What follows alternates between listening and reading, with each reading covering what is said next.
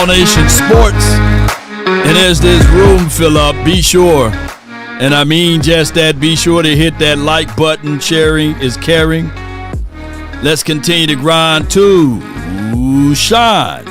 News and information around the globe states that Jim Leonhard could be your next defensive coordinator.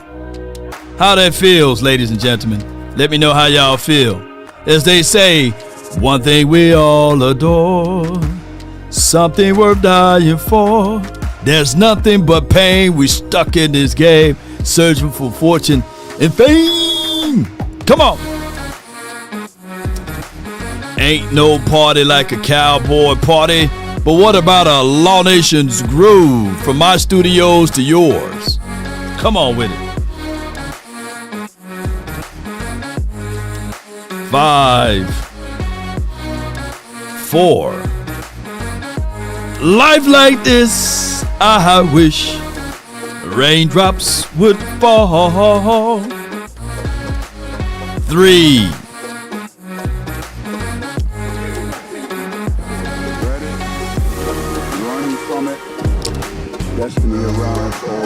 And 1. Now is here, or shall I say, I am. Good afternoon, everybody. Thank you, everybody, for jumping in and tuning in to this particular episode. Put a 1 in the chat if the audio is straight. Let me know where you guys are from. Put HBO in the chat if you helping a brother out with sharing. Sharing is caring, ladies and gentlemen. But let's get right to the meat and potatoes of it. Yeah. Now, according to Bobby Belt, that the new defensive coordinator is already selected. Now, this is allegedly that the new defensive coordinator is selected, and we are going through the processing right here. We got to wait until the Denver Broncos finish or get kicked out of the playoff before any major signing is happening. Now, here's what I'm thinking. I did hear the chatter of Gannon. Gannon drops back, and there's this thing that we got to be familiar with, ladies and gentlemen, and that is the Lion season. We are entering in the Lion season, right? We are entering into also the need to be right season. Everybody wants to be right about their draft selections, about their free agencies as it relates to choices. They want to be right about the fact that we got to get a defensive coordinator. I'm sitting back going through film and a third of us saying, hey, we should look at any offensive player. We should only look at defensive players. Even if it's Randy Moss in his prime. Give me Greg Ellis, because we don't need another wide receiver. Okay, I'm not saying that there's a wide receiver out there that's the kind of caliber of a Randy Moss, but that's how y'all sound. Merely adopted the dark. I was born in it. We only need defense. And, of course, last season was like a tick that's in the crevices of the crack of your backside that you can't get to. And if you pull it out, the head is still in. Pause if necessary for the visualization. But what I'm saying is you go into the draft not on an empty stomach. You got to play around in free agency first. That should be the creme de la creme. You should never go into the draft saying, oh, I need this and I need that. Yeah, you shouldn't go into that. You should never go into that. You should be able to look into this situation and say it with me like Texas Guns. BPA. BPA.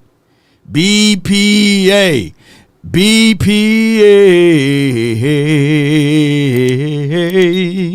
Because even if you draft the best of the best defensive player, we're picking somewhere in the middle. We're the 12th pick. So throughout the entirety of this draft, we're right there in the middle part of it. There's no guarantees that these defensive players going to turn the corner for you year one. For example, a lot of Giants fans thought that when they got Abdul Carter, the quarter that they went and got, they thought that they was getting a baby Michael Parsons. Now, granted, it takes 2 to 3 years to really grade said player, but he's not even in the same room as Michael Parsons. They might look alike. They might have went to the same school, but he's not in the same room. To be fair to my guy, Donovan Ezaraku, you can play with yourself with the middle name, but to be fair, Donovan Ezaraku had a better season than that guy. And there was some people saying, hey, you can't miss with Abdul Carter, right? I'm just using him as an example. So it depends on what team you go to, the structure, the infrastructure too, by the way. And some people was even saying that with Matthew Golden. How many people were angry and upset that with the Cowboys 12th pick or whatever we had a 12th pick last season, right? Or somewhere around there. The Cowboys select Tyler Booker, and everybody like, oh, Lord, man, we had Matthew Golden in them. Matthew Golden didn't score a single touchdown until he got to the playoffs, right? And now he's at the crib eating nachos and chips with dips with Tyler Booker, right? So it's one of those things where we really got to look into pump the brakes and let's get things moving. But for those who said about the Jonathan Gannon, I've heard Clarence, my guy, Clarence Chill Hill, talk about some of the things that Jonathan Gannon can bring to the table and all of this. Now, let me pull this up. Appreciate y'all so much. Making a prediction or whatever else, a coach's agent friend of mine said he thinks it ends up being Gannon based on the dialogue with the guy we work with in Arizona, the way he's talking and where they're talking. So we'll see. I mean, proven commodity as a defensive coordinator. I think if you look at the former head coach, so he reunites with Clayton Adams too. Yeah.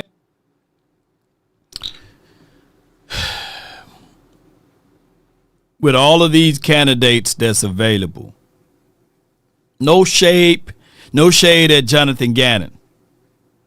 But let's be real, man. Let's be real, man. We're not finna have, and no offense to Poindexter, but we're not finna have him. You know what I'm saying? The cap fishing or hat fishing guy to be our DC. I'm not trying to talk about the man appearances. I'm not saying that he can't galvanize the troops, but I'm old enough to remember a lot of Eagle fans dropping their bird droppings and plucking their beaks with the feathers and everything with the bird chests out, saying that they can't stand Jonathan Gannon. You know, he was the reason why they did X, Y, and Z. If we go back to doing the retread situation as it relates to going and getting a Jonathan Gannon, I'm not saying that I'm going to not support the Cowboys or not be a part or affiliate with the Cowboys anymore. But this would be more the same of us doing the same thing over and over again, expecting different results. Going and grabbing a quote-unquote former head coach and putting him into positioning to be the defensive coordinator. And if I pull this up and I say to you guys, I know y'all do not like PFF. And I can understand why y'all do not like PFF. Shout out to you, Zeke. Let me pull up cards, because I need to know. What are we doing here? We could talk about all what we can say about the fact that, but that's a different team, maybe change of sceneries. Man, give this man a year off. Let him go fishing or something. But don't bring Jonathan Gannon over this way. 3-14 team, a team that probably won, 13 to 15 games in his career or his tenure there? No. My answer to that is no, Jerry.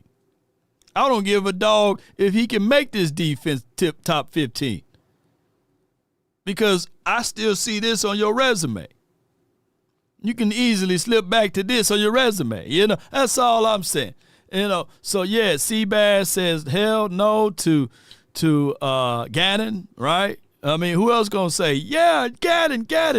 I mean, and I get it. I've been trying to shoot down the whole Gannon argument for a long time now, and I don't know how it's continued to grow his legs. Maybe he can interview really well. And if you look at the personnel that he had when he was a DC, I think you would also go, oh, was he awesome? Or was he the guy who was in charge of all the awesome guys? And that's always a hard thing to figure out. And that's what in them. They got to get players. I mean, I don't care who you bring in and everybody. That's number one. I don't care if you bring in the Texas coordinator or whoever. Verdi says, hey, he did beat us last season. He did. But, man, come on, man. Hey, I think that you can take a few middle schoolers and high schoolers against this defense, and they could run up the score on us, man. Whoever else, if you don't have those Texans-type players on every level of defense, it's not going to look the same. Yeah. I'm not making a prediction or whatever else. A coach's agent friend of mine said he thinks it ends up being Gannon based. Yeah. Now, I don't want to outspeak my wisdom teeth here, and just to give Gannon a fair shot at it. Am I being too harsh on Gannon? Because, the Sanjay says 32nd ranked defense is on Schottenheimer's resume. You're right. 1,000,000%. It is right, But this is just my rationale. This is my logically way of speaking or thinking, and I could be illogically speaking, by the way. I do see this. And we got a super chat. Let the AI speak on Dr. Q's super chat. Appreciate your support. At Quentin Warner C1's $10. Law that is the issue always. These people on these platforms are always putting that BS in JJ head. You were thirsty for B. Flores, now you strat talking. BS, improvin'. Yeah. Oh, yeah. I feel you. Ooh, I feel you on that. Ooh, wee. All right, so this is what I'm going to say.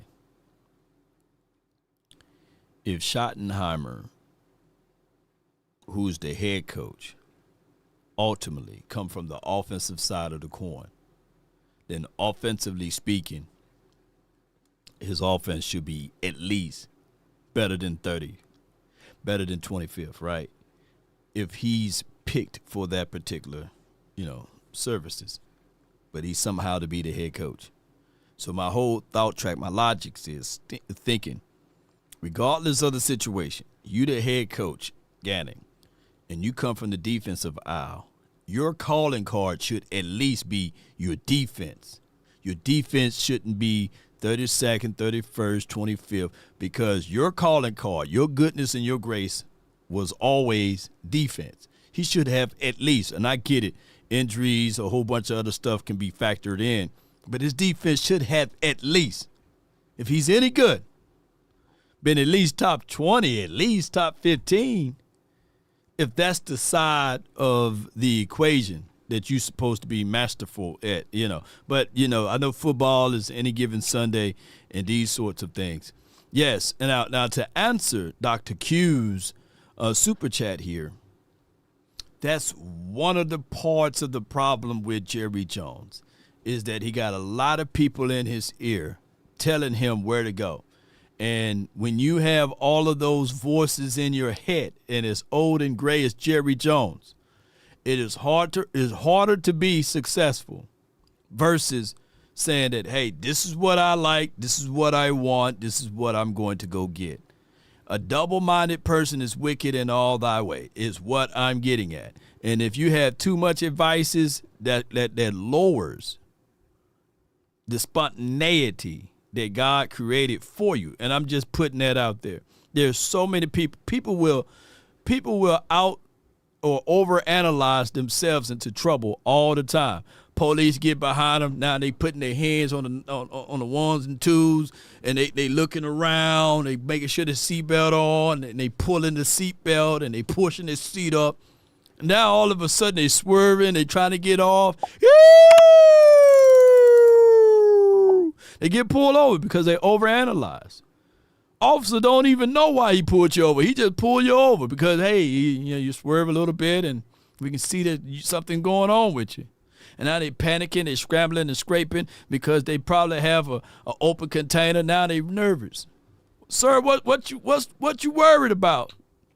License and registration, sir. You know, and all of a sudden they accidentally press the gas and they drive off and they hit something and now they gone. Is what I'm trying to get at is Jerry Jones. If you are who you say you are, you're not getting any younger. You got more years behind you than in front of you. Stand tall and say, this is the guy that I want, and I'm going to stand on this. Don't be talking about this Venezuela and all of this stuff. You know, make a decision and stand on it. Don't be making these decisions and saying, Steven, what do you think? Gene Jones, what do you think? You know, and Dr. Q, what do you think? Social media, what do y'all think? At Quentin Warner C1's $10. All these proven black coaches that has played the game or coached and you still won't give them a chance. The moment they start talking college coaches, you know the season. Yeah, man, Quentin, Dr. Q.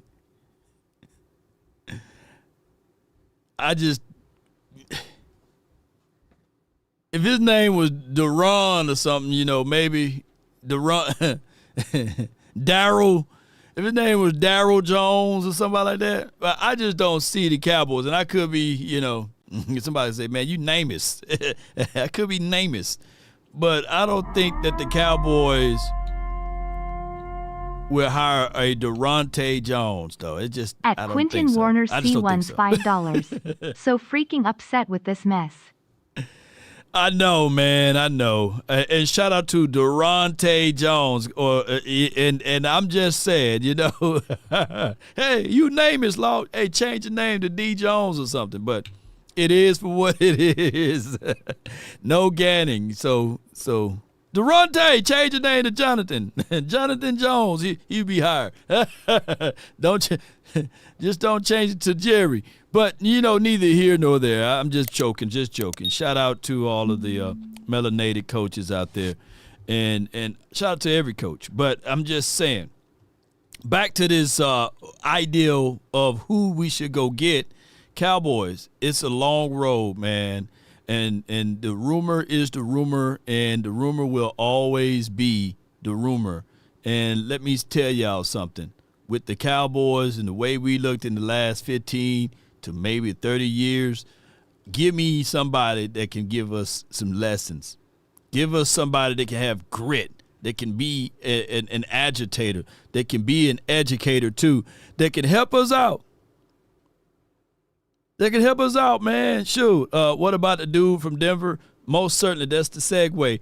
Appreciate you so much. Let me pull him up and pull up what Bobby Belt said just the other day. I'm thinking more so that the Cowboys will lean onto that. They will lean onto that. You know, at the end of the day, if I'm 85 or 90 years old, I want to be comfortable too, right? Shout out to you, Sadiq Charles. Appreciate you so much for your love and adulations here. Without hesitations, let's pull this up. So the rumor has it is that AI Tisha, can you do me a huge favor? Can you read that right there to the left or to the right of that picture? Yeah. Bobby Belt from @1053. The Fan DFW believes that Dallas has chosen Jim Leonhard to be the next defensive coordinator. Nothing can be official yet, as Denver is still in the playoffs. Dallas will continue to interview other candidates in the process. Yeah. Something to keep your eye on. That's the rumor. Now, them boys know something. They ain't sitting on that show and turn it on, leave it on, the flagship station. They get a lot of things that go across their desk, and they do these A/B testing, and it could be a situation and scenario that is Jim. My 1,000% truth to this, I looked at some of his tape. I looked at some of his structures. I would love to have Jim here.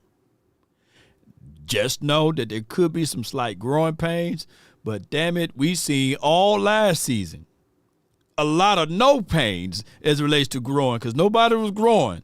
It was just stupid pains. You had your team that's pretty much been drafted and scouted. Over a third of them are man-to-man cornerbacks, and you sit there and say to yourself, let's not play these guys to what they are naturally able to do, or what God blessed and bestowed upon them to do, is to be press man, man-to-man cornerbacks. Now, some people can play multiples, right? But what I've said is you can't get mad when you put that giraffe in the mud and say, be a hippo. You can't get mad when you're expecting a lion to be a zebra. It's not going to happen. And that hippo can never be a giraffe. He can't get them leaves. He don't have a long, elongated neck. You get what I'm saying? And my guy, Matthew Eberflus, decided to say, you know what? Bump logics. Bump all of the logics. Let me paint that zebra a solid color and tell y'all that that's a quarter horse. It ain't working that way, baby. Yeah. Yeah, and that's the craziest part of it all. We need meanness as a DC. Yeah, and on top of that, Tomlin would never come to coach. Oh, okay, I can read that. Eric, where that money at, Eric? You know, your team out, my team out, but you got to pay a fee still here, man. You got to owe me some money, man. Where you at with the monies, man? Take the money out, all of it. Come on! Wasting my time now. Come on! Come on, Eric. Come on, man. Go and throw that cash in a circle. Throw that cash in a circle. But neither here nor there. We got to. Here's my thoughts on Jim, and Schwartz will be my go-to guy. With all bull sugar aside, if we go with the new broom and we go with the youth like a Jim Leonhard, right, I think that could be a situation and a scenario that this can change the makeup of this team for the next 5 to 6 years just by doing the simple things. Appreciate you, Eric. At Eric Stewart, $3,167.9.99. Lasso says, Law, I think Jim would be great, bro. I think so, too. You got a student of the game. You got a person that learned from the great. You got a person that really operated with my guy, Brian Schottenheimer. He played in the National Football League. What more do you want from him, man? You know what you want. Well, he don't have the experience. Well, that's the whole point. You got to get it in there. You got to go get the experience sometime. That's the price of doing business.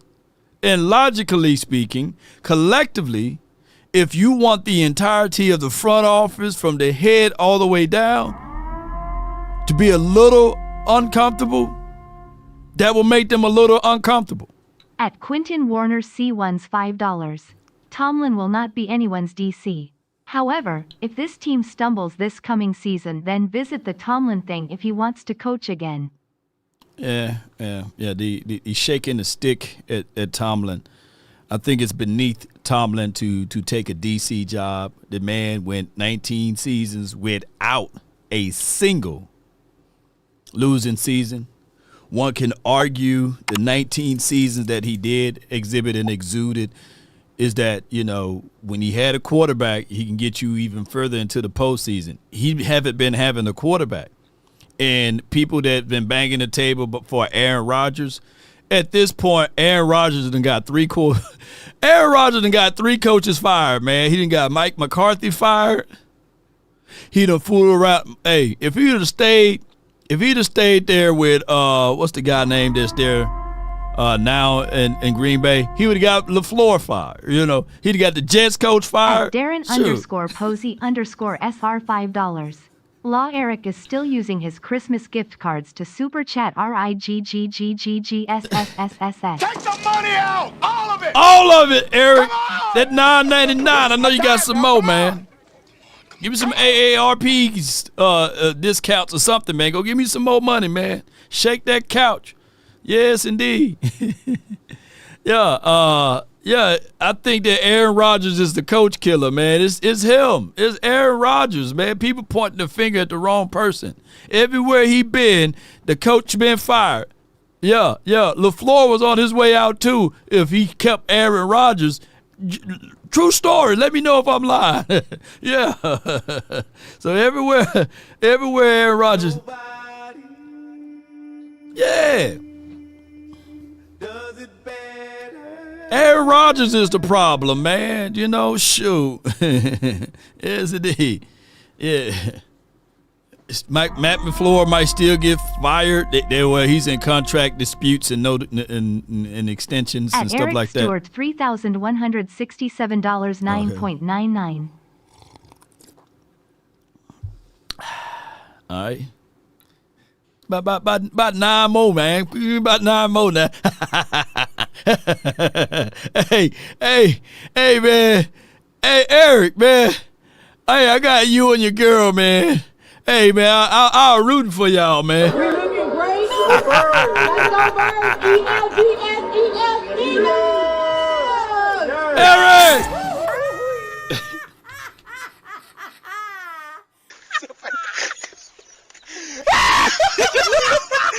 Eric, man, appreciate you, man. Yeah, Tomlin, you know, that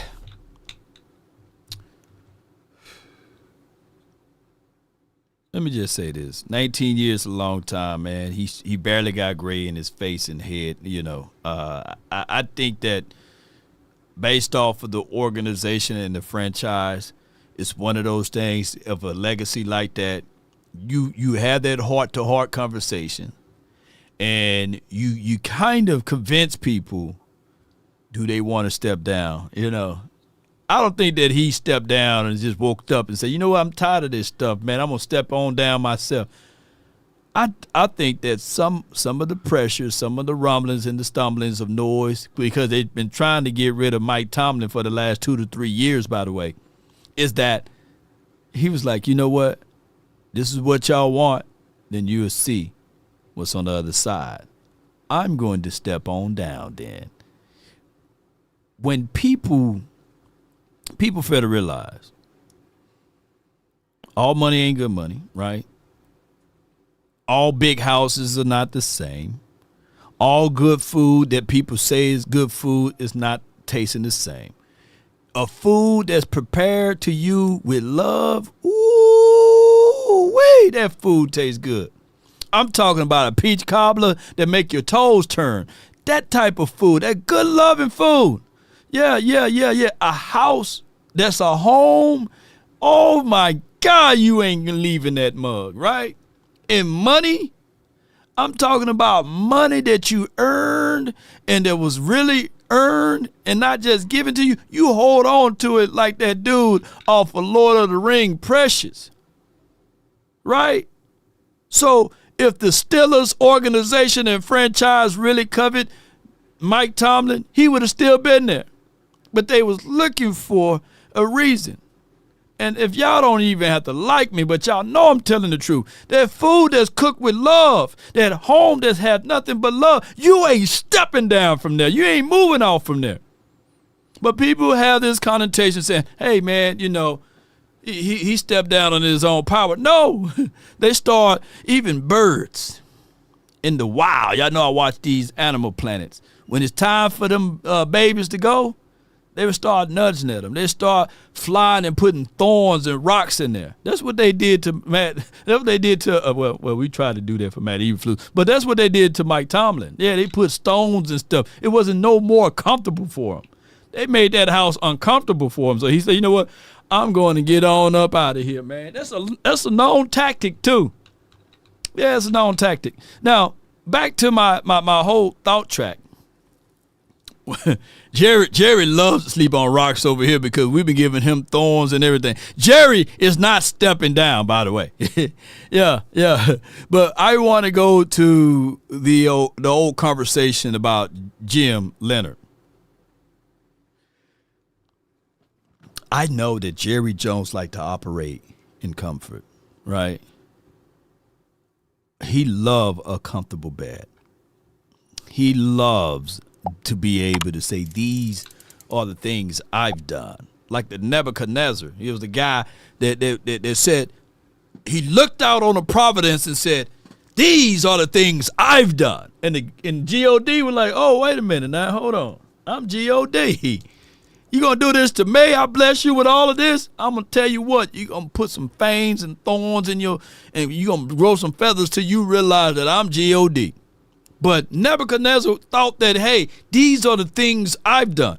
We have the same ruler and dictator over here with Jerry Jones. He want to be able to stand out and say, my subjects, these are the things I've built. Those 3 Super Bowls, it wasn't Jimmy. It was me. Oh, hey, me fighting these guys, it was me. Emmitt Smith, hey, Herschel Walker deal, it was me. It's all the credit. These are the things I've done, right? And G.O.D. sitting there like, okay, all right. But back to this point. Ladies and gentlemen. Sometimes you got to deal with the lesser evil. I'm not calling Jerry evil, but you got to deal with the lesser of the evil. Deal with the devil you know. Now, if Jerry Jones loved to operate within the confines of being comfortable, then one of the things you can do is not make it too comfortable, but make it semi-comfortable for him. And what is that? That's Jim Leonhard. He ain't all the way comfortable with him, but he ain't all the way uncomfortable with him. But a Durante Jones, and he trying to bring him into all of these Happy Hill conversations and forums and stuff, and he got to meet this guy, got to meet this sponsor. He will be all the way uncomfortable because you just never know how these guys going to pop off, and they can't have their own mindset and their culture and all of this stuff. So, hey, to meet him somewhere in the middle, it'll be a Jim Leonhard. What you saying, lawman? What you trying to say? What you trying to imply?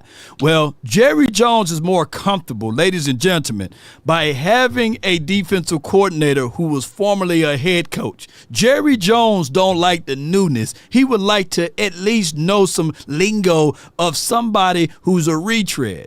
But if you really want to step out and be semi-comfortable, go bring in Jim. Yeah.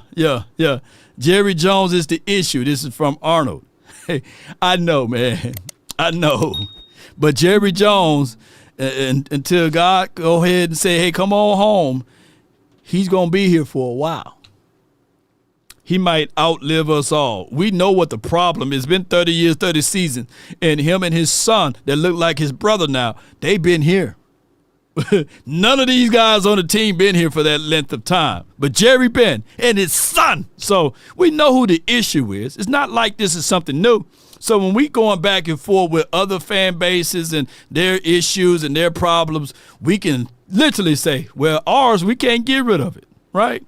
It's a permanent zit on our backside. We can't get rid of that. You know, other teams, they've been fired, rehired, redipped, resupplied, all of these things. Hey, they move and operate out of comfort because they know that they have to have a sense of urgency for years. So they're just for what it is. Yeah. Yes, indeed. Y'all know I'm telling the truth. No offense to Gene Jones and Jones Jr. and as well as John Stephen Jones. Man, I love y'all, man. Don't y'all come and send me another cease and desist. No way. No way. Don't y'all do that. Pagano and someone you All right, this is my guy, Nick Harris. Nick Harris threw in Chuck Pagano and someone you texted me about a couple days ago, and Jonathan Cooley. Yep, that's the another. So Cooley makes sense just because he's universally around the league thought of as being one of the next up and being a really sharp, intelligent candidate. I think they're waiting for Jim Leonhard. Is what they're doing. They're waiting for Jim Leonhard to be available to be hired because he's in Denver right now. They're still in the playoffs. He can't be hired away yet. And so I think that they're going to use this time to just, all right, let's cast that wide net and let's just start interviewing people that we've heard good things about. And so Cooley would make a ton of sense right there. I think that's partially what interviewing Zach Orr's about, spending the time to just cover bases, interview Aaron Wycott, is that they're trying to flesh things out a little bit until they can get a look at Jim Leonhard in person. All right, so that's a great combination. I would not be surprised because you got passing game coordinators. You still have those positionings here. You still think about this. If I can make this plain. When the Cowboys fired Matt Eberflus, the whip of his tail going to bring a third with him wherever he goes, right? So when the Cowboys got rid of Matthew Eberflus, that's also meaning that they got rid of Benghazi. They got rid of Overstreet. They got rid of, to a degree, Aaron Whitecotton. So everybody's gone. Everybody on the defense under that cabinet is gone, right? And they are falling from that particular state of what we seen out of Matt Eberflus' philosophy. So everybody got to put their name back into the hat. Now, I'm old enough to remember the Cowboys interviewed, I think, Marvin Lewis one year for the solidify the Rooney Rule, and then they thought about circling back, bringing him in for a consultant as defense. That didn't work, but they hired his buddy Mike Nolan. I think that they worked together, and he gave advice for that. That didn't work ultimately, but I'm old enough to remember the very next season or the very next year, the Cowboys interviewed Joe Witt Jr. as a Rooney Rule qualifier, right? And that's just for what it is. Then they went and circled back and said, hey, Dan Quinn, what's up, big head? You know, and they ended up going with Dan Quinn. But they also kept those news and notes and all of that other stuff for Joe Witt Jr. So I'm quite sure that out of all of these people that they are interviewing now, they can't say nothing, but they're probably telling Jim Leonhard, okay, who else would you like that can fit your particular style and grace of defense? And he said, hey, we got a Texas native. He's a linebacker guy. I think that he will be pretty sharp with us, and his name is Zach Orr, the former defensive coordinator for the Ravens, right? And that could be the same situation and scenario of Durante Jones, right, that they're going to bring him in for a passing game coordinator. These guys that we're interviewing could be, dare I say, the panel or the cabinetry of Jim Leonhard is all I'm saying.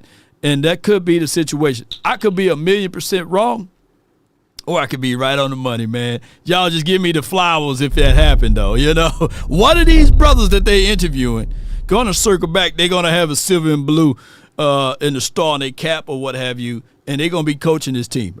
You can probably book it. They're not finna dismiss all of these guys that they are interviewing. And some people are going to say, yeah, I'll consider.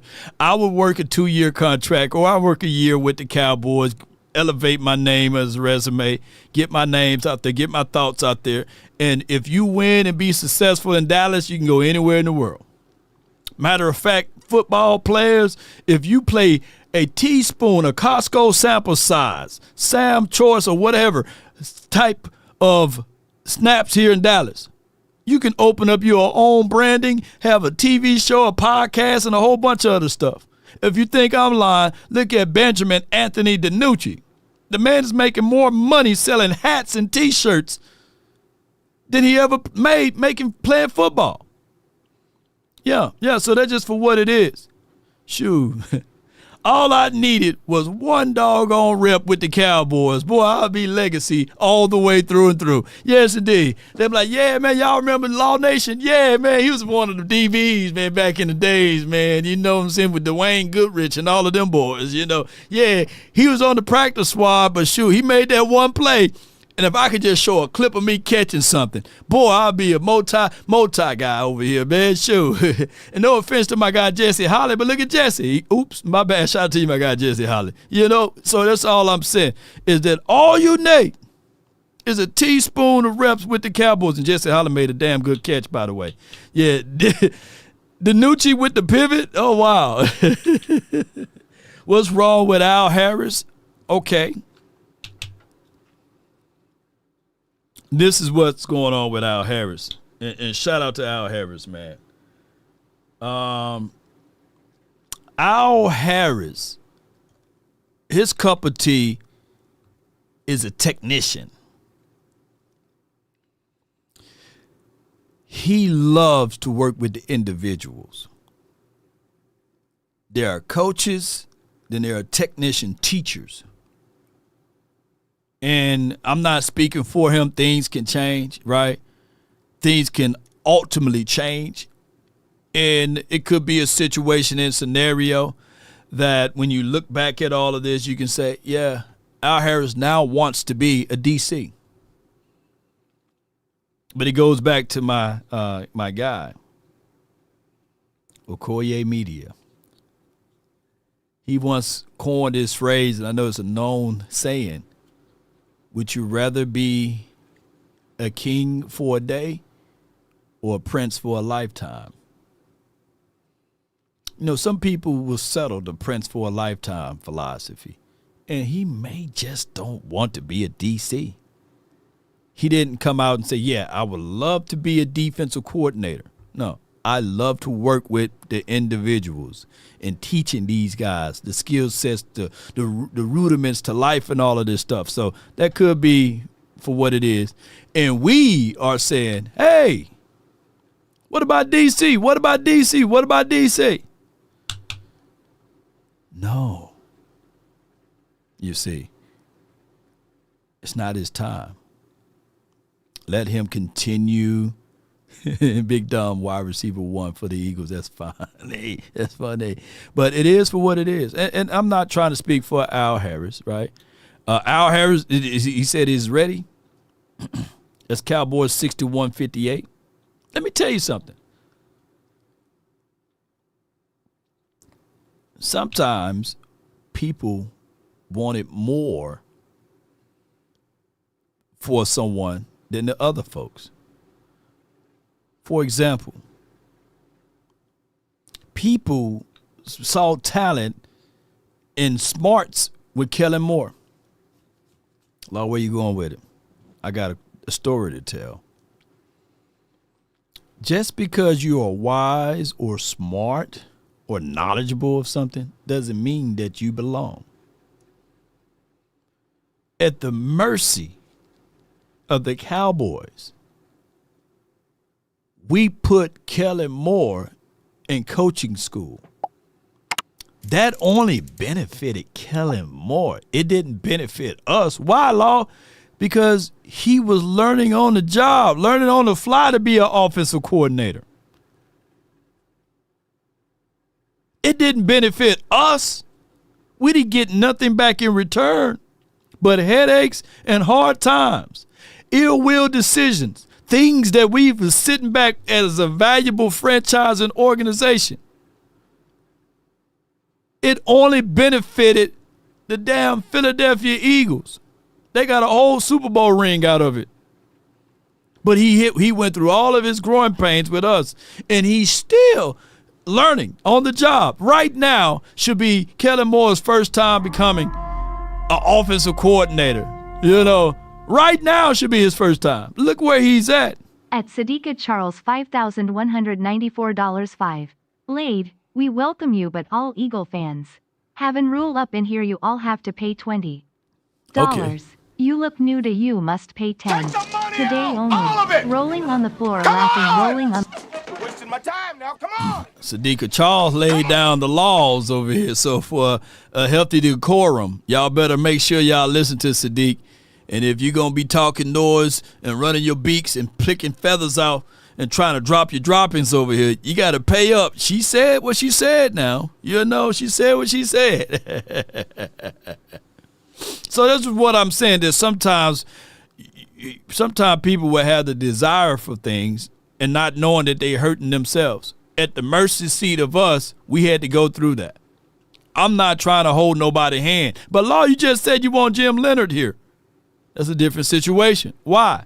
Because Jim Leonhard is not just coming off from playing on this team to be coaching on this team. You get what I'm saying? Yeah. So that's the situation. And that's the philosophy and the principle that we got to look at. Hey, Eric, come on, man. Take some money out. Come on, Eric. Come on, man. Sacrifice. Come on, sacrifice some of them dollars, man. You can live. Look. You can live without that rent that you got to pay this month and support the nation. You can live without them lights on at your house running water. Support the nation, Eric. If you're going to be here, man, support me. I need more than that $10 you sent or more than that $20 you sent. You got to send some more. Yeah, you got to send some more, bro. But back to the me stop trying to fleece my guy over there, because extortion is legal here in Cowboys world against any Eagle Stephen Jones had said that Will McClay wants to focus more on Power 5 schools, which is something historically that they have done. This has been a thought process from the Cowboys for a long time. They were big program places. They want to know that, all right, let's see the closest thing. Before you come to Dallas, we really need to see that you've done it at a big program. There's enough attention here and other off-the-field things. Let's see how you handled big-time football at other programs against the competition and against being able to handle the spotlight and everything else that comes from it. The idea being a talented player, a really talented player at, pick a school, James Madison, even if they're a top-tier recruit, probably you don't have as good an idea of that as a top-tier player at Ohio State, not just because of the on-the-field competition, but because of what it means to handle yourself at Ohio State. No doubt, I do agree with that principle. You know, you can find every now and then a good kid from a small school that can help you out tremendously. You know, look at Walter Payton. You know what I mean? Look at Tony Romo. Look at not Cavante Turpin went to a bigger school, but look at, you know, to a degree, DeMarcus Ware and all of those boys, you know. But for every DeMarcus Ware, you have a Jalen Tolbert, right? So what I'm getting at is that sometimes these stages be extremely bright, and we don't want to see a person shaking like a leaf on a tree saying that, hey, I want to be excellent, but, man, these lights are so bright. You got to have a dog that's used to playing football in front of 100,000 folks. Yeah, I know a lot of people right now can sing like Luther when they're in the restroom by themselves. They say, woo, yeah, I sound like Luther. Luther don't have nothing on me when I'm in that shower, boy. Teddy Pendergrass, Keith Sweat, all of them singers. Michael Jackson, Prince, they can't touch me when I'm in that shower by myself. But, man, you put me in front of all of these people. $5,194.05. Eric, you still owe 10.02. Pay up, you never will get any pass. Take the money out, all of it. It's an evil world we live in. Yeah, y'all. You better listen to Sadiqa, Charles, Eric. Yeah. You be held in contempt. You be held in contempt of court. You better listen to her. So, yeah, man, there's a lot of people. Yeah, Jerry Rice went to a small school. Shout out to Mississippi Valley. Shout out to all of my Mississippi boys. But what I'm saying, you know, is that we don't need to have all of this time having prospects from a smaller school. And no offense, I'm a small school guy. You know what I'm saying? You know, but I'm just saying in general, that I think that the Cowboys really need to focus in on the SEC. Come on, give some of these Southern guys that have been close to the sun, that's used to playing out here in these heat and elements and stuff like that. Give me some of these guys, man. No offense to all of my Northern people, man, like Boise State and all of them schools up there. But I'm just saying, yes,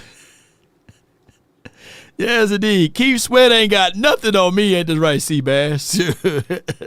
Yes, indeed. All right. And what it means to represent yourself and be a professional at that level. So, not always been a bad thought.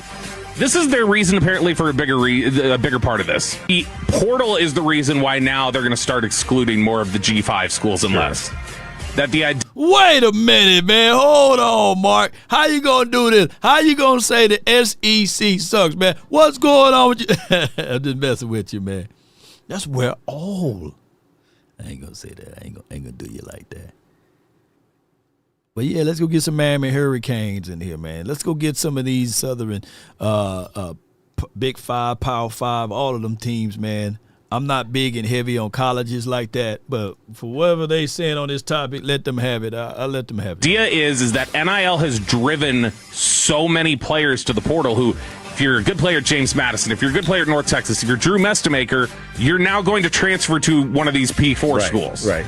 So the idea being that any of that smaller talent that would have been undiscovered before is now going to end up at a Power 4 school anyway. Mm-hmm. You're not going to be exposed. You're not going to be on the G5 level anymore. But they have dipped into this well a little bit over the last few years. When you look in the past, their big-time picks have been Oklahoma, Penn State, Michigan, Oklahoma again. Their top pick last year was from Alabama. They have always chosen to dive into. They go get some of them Georgia boys, man. Sure. Let's take a page from them damn Eagles, man. Let's get some of them Georgia boys up in here. Let's get some LSU. I see you. What my guy at, Powell? What my guy at, man? Oh, yeah, Action Power. Get some LSU guys. Delane and things. Mansour Delane. Yeah, let's go get some of these guys, man. Shoot. Yeah. To this area where they pick from the bigger schools. Except Tyler. So let's take a look at their top 100 picks that have been from some of the G5 schools. And can I still say my Mississippi State and my Ole Miss? Come on, man. Don't do me like that. Or not the bigger conferences. This past year, they had one. East Carolina, Savone Revel. How'd that one work out season 1? Not good. Man, hold on. You can't do my guy Savone Revel like that, though. You know, now I know it's different playing in front of 25 to 30,000 folks versus playing in front of 100,000 folks or whatever you may have in those collegiate areas where those big schools are at. And now you got to transition that in front of the America's team in Dallas. You got to show up in these big games and these big moments, man. You do. Yes, indeed. Somebody say, go Longhorns, man. Or where the Gig'ems at, man? Where the Gig'ems at? You know, where the Texas A&M's at, you know? Great. And, you know, that's something that they not only screwed him over, but not good. Yeah, not only because of the ramp up and because of the knee injury and other things like that, but it's also like, yeah, you haven't really seen him play against bigger competition yet, so this was going to kind of be a baptism by fire. Not only the level of competition jump, but also the fact that he was coming off of the knee injury. Stephen Jones had said, Don't Stephen John look older than Jerry, man. Come on, man. Let's see where. Davis at one point in the afternoon tweeted this. Oh, they talking about AD on that one. All right, they went to basketball. Appreciate all of y'all, man, over there. Before we go any further to this, let's do this. Sleeper is the #1 fantasy sports app. It pays to know sports. Pick more or less on top players. Your first pick is on us, so start winning now. Play in Texas, Georgia, Minnesota, and 27 more states. Pick anytime across all sports, pregame or live. Over 10 million players are already on Sleeper. Make your picks count. Score up to 1,000 times your cash. Join today. Get up to $100 credit using code LAW. Call your shot on Sleeper. Download now. No doubt, download Sleeper. Use the promo code LAW. And with Sleeper, here's the good thing about it. $20 from me to you is put it into your account on your first initial download. On top of that, ladies and gentlemen, they will match up to $100 on your first $100 deposit. So that's $220. Be sure to check out promo code LAW for your #1, not 2, not 3, not 4, but #1 fantasy app in the world. And be sure to use that promo code LAW. Sleeper. Don't sleep on. You can sleep on a lot of things, but just don't sleep on that. D in the chat. Ruben Bain says he wants to be a Cowboy. If he falls to us, which would be a miracle, would you take him? We'll grab him and we will hold him, you know, and forever say, I do, right. Or does the short arms concerns you? Great show so far. This is D in the chat. Man, the last time we picked a long arm guy over the short arm guy, that was TJ Watt that we passed up. And the reason that they said that they passed up, because the scheme fit and he had short arms. Let me know how them long arms working for the tacos, man. I just look at productivity. I get it. You know, we can go back and forth of length of arms and stuff like that. Look, as big and as taller as my brother is to me, I'm the shortest person in my family, but I got the longest arms in my family. My arms are longer than my brother's arm, you know, and that's crazy. But I'm considered short compared to them, you know. So I get the length of arms, but I'm looking at heart's tenacity. I'm looking at get off, bursts, what they do with hand separation, hand fighting, and these sorts of things. Sometimes, you know, it goes back to there's a guy that was always teased because he was too short, and he spent $85,000 to $90,000 to extend himself. I think he was like 5'5", and now he's 6'2" or something like that, or 6 foot. They did some type of extensions to his legs. True story. But it hit me. I'm sitting here thinking, I said, that man done spend $85,000 to $90,000. A woman can still call him, hey, short king. Or if he try to play some type of athletic sport, here this brother 6'1", but with 5'5" feet. You know, he didn't think that all the way out. His dexterity gonna be falling everywhere. You know what I'm saying? So sometimes just be comfortable with the frame and the body that you in. I love my body. Shoot. I love what I got over here. I'm not worried about my height and measurables and all of this stuff because at the end of the day, shoot, as a mid-40-year-old guy, hey, I still look like I'm in my 20s. I could want to be taller and bigger, shoot, but then arthritis come in and all this other stuff with health, so I'm good, you know. Yeah, with the T-Rex off, you know what I'm saying? Yes, indeed. Cam says, have you played football before? Yes. And on top of that, My biggest disappointment in all of this is that sometimes in life you think you're too small, and then you realize you bump into people. I'm looking down on Emmitt Smith. You know what I'm saying? I bump into Barry Sanders, I'm looking down on Barry Sanders. I'm saying, like, I'm bigger than these boys. You see what I'm saying? So sometimes you can be painting yourself into a corner. I'm eye to eye looking at Orlando Scandrick, right? So it is for what it is. Your height, your measurables don't mean anything. And just because I'm looking down on Emmitt don't mean that I'm as great as he is. I think I'm the Emmitt Smith of this, though, you know, but he's the Emmitt Smith of running the football. Yes, indeed. Sounds like a kamikaze commercial. Yeah, a cosmic commercial. It does, don't it? Yes, indeed. So all I'm saying is if Ruben Bain drops all the way to the 12th spot, because he got T-Rex arms, he's like, he get off. They talk about how you get off the LOS, but he got small arms. Hey, all I'm going to be doing is, when we draft him, I'm going to be like, oh, look at my African-American over here. Yeah. I'm like, look at my guy.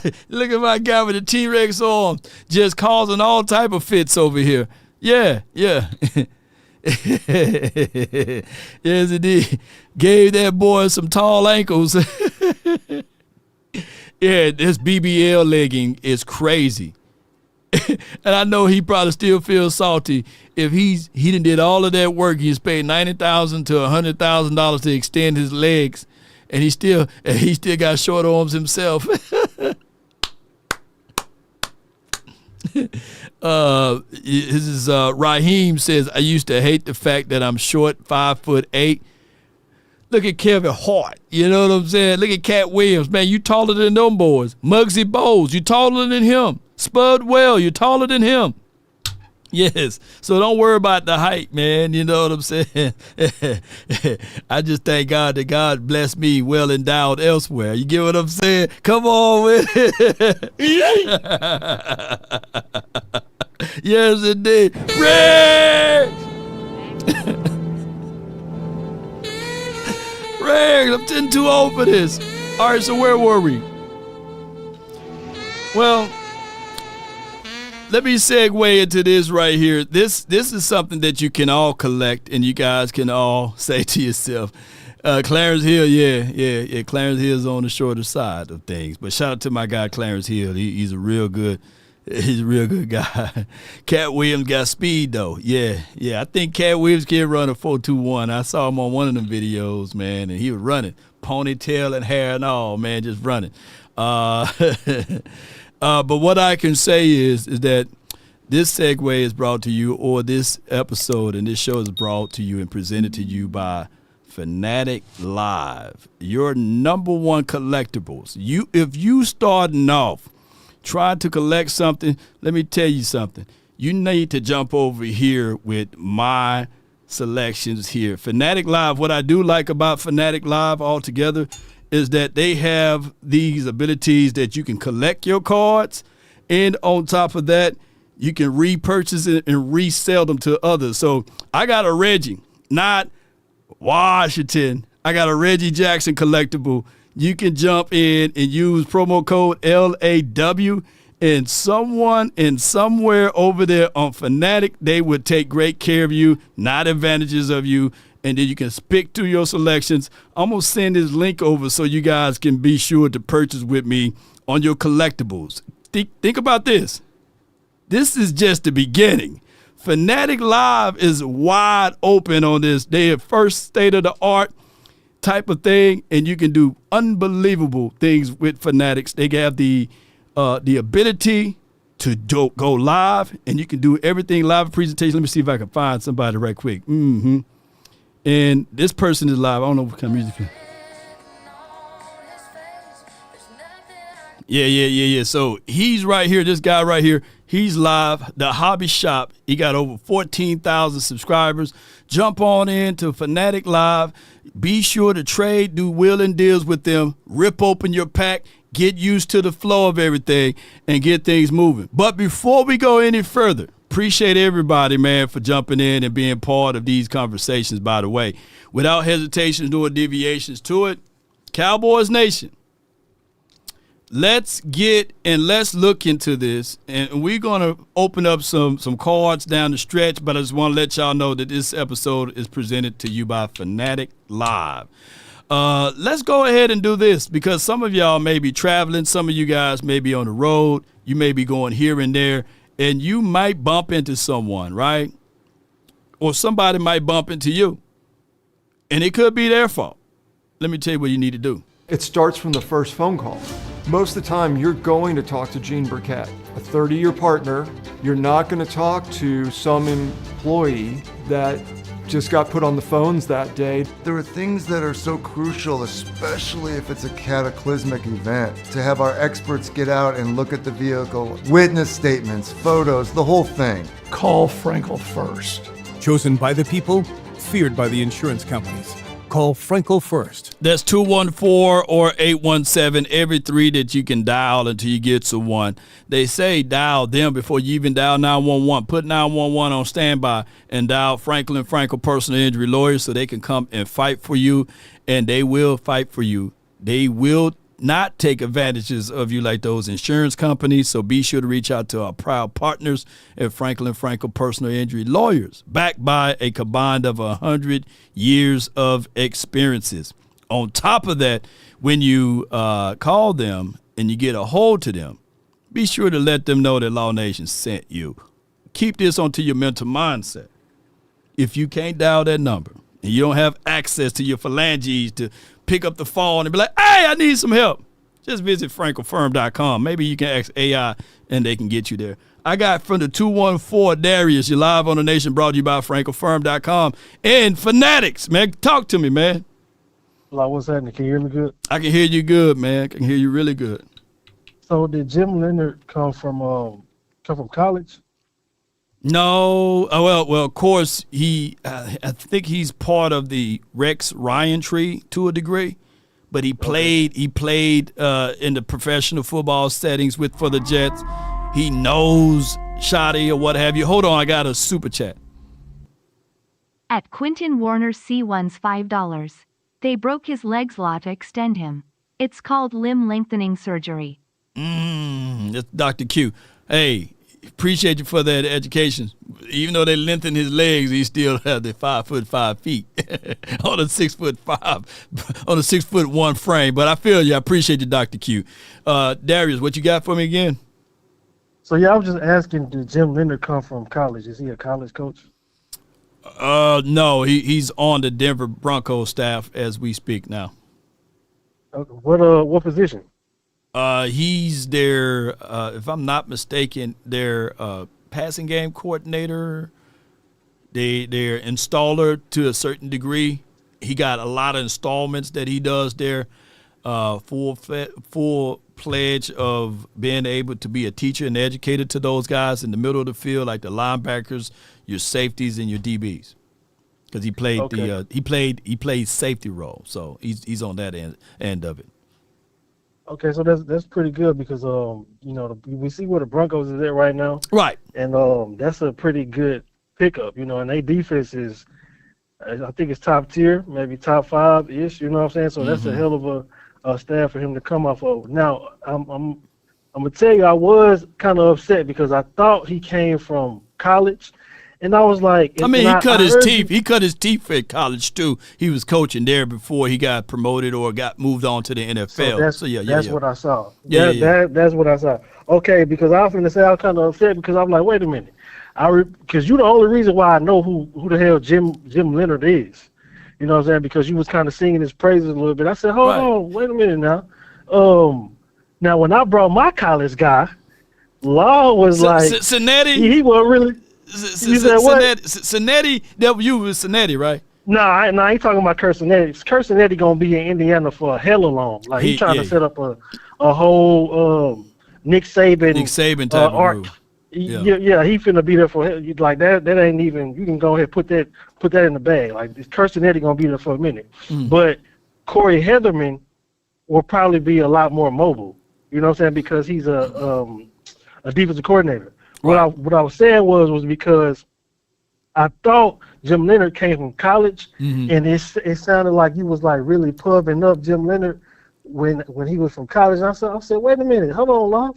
Now when I brought my college guy up, you was like, I ain't fucking with it. I was like, I don't want no college kid that got to learn on the job. You know what I'm saying? But now since you saying that, I said, okay, cool. I can get jiggy with that. Now the thing that I will say is it seemed like Jim Leonhard and Coach Sadi, they have some synchronicities. I know your word is synchronicities. I think you tried to like combine synchronicity and iniquity, and you got that word. But I think the word that you was trying to say was synergy. Synchronicity. No, synergy. Synergy. Yeah. Synergy is the word there. Yeah. Okay, but so him and Shadi, they got some synchronicities going on, and I kind of like that they are on par with each other. And so everything that Shadi said that he wanted, it seemed like Jim Leonhard is that to a T. Yeah, because according to Mike Honcho, shout out to all of the Honchos out there, man.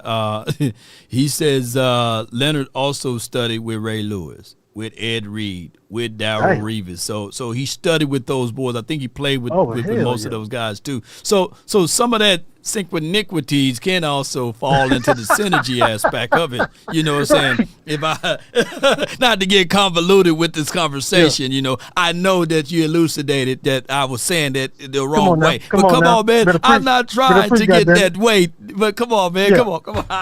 Yeah. I feel you. But yeah, so I like where it's going. I think we gonna have some. Yeah. I think we gonna have like a really good defense next year. I don't want to get too hyped up, too pumped up, too crazy because he ain't even on the team yet. But I'm just saying that I do like where it's going. You know what I'm saying? Because I do. You know, I heard some of his like take the shit that he was saying.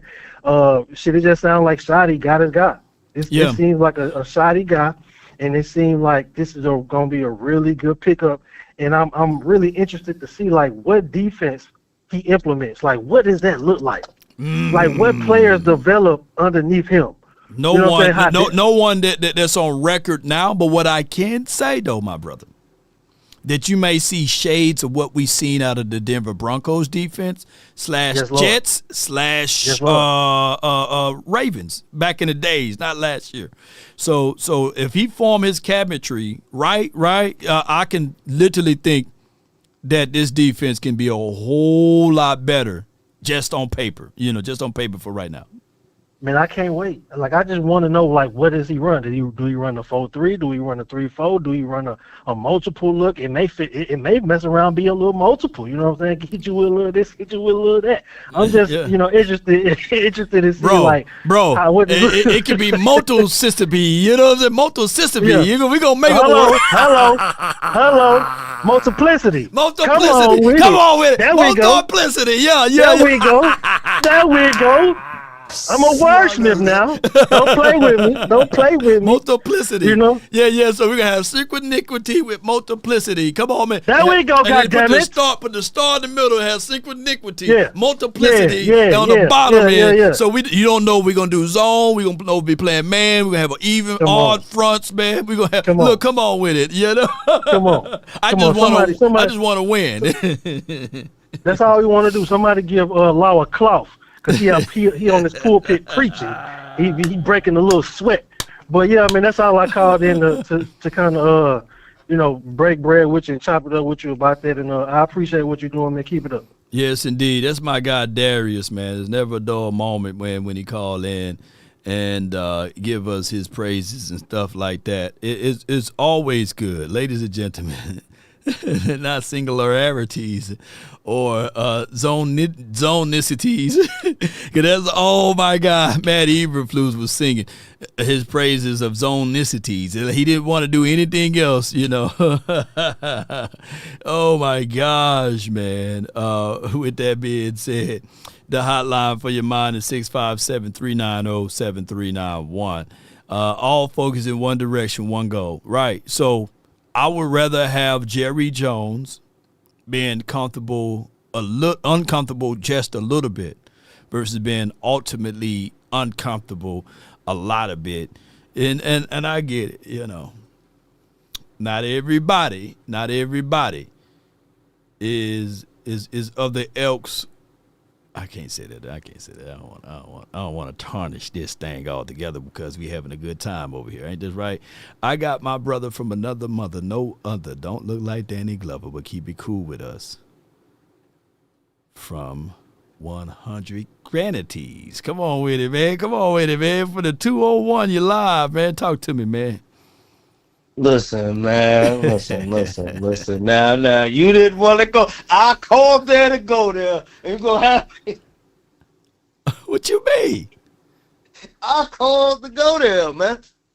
100 Granities? What you mean? What you said? No.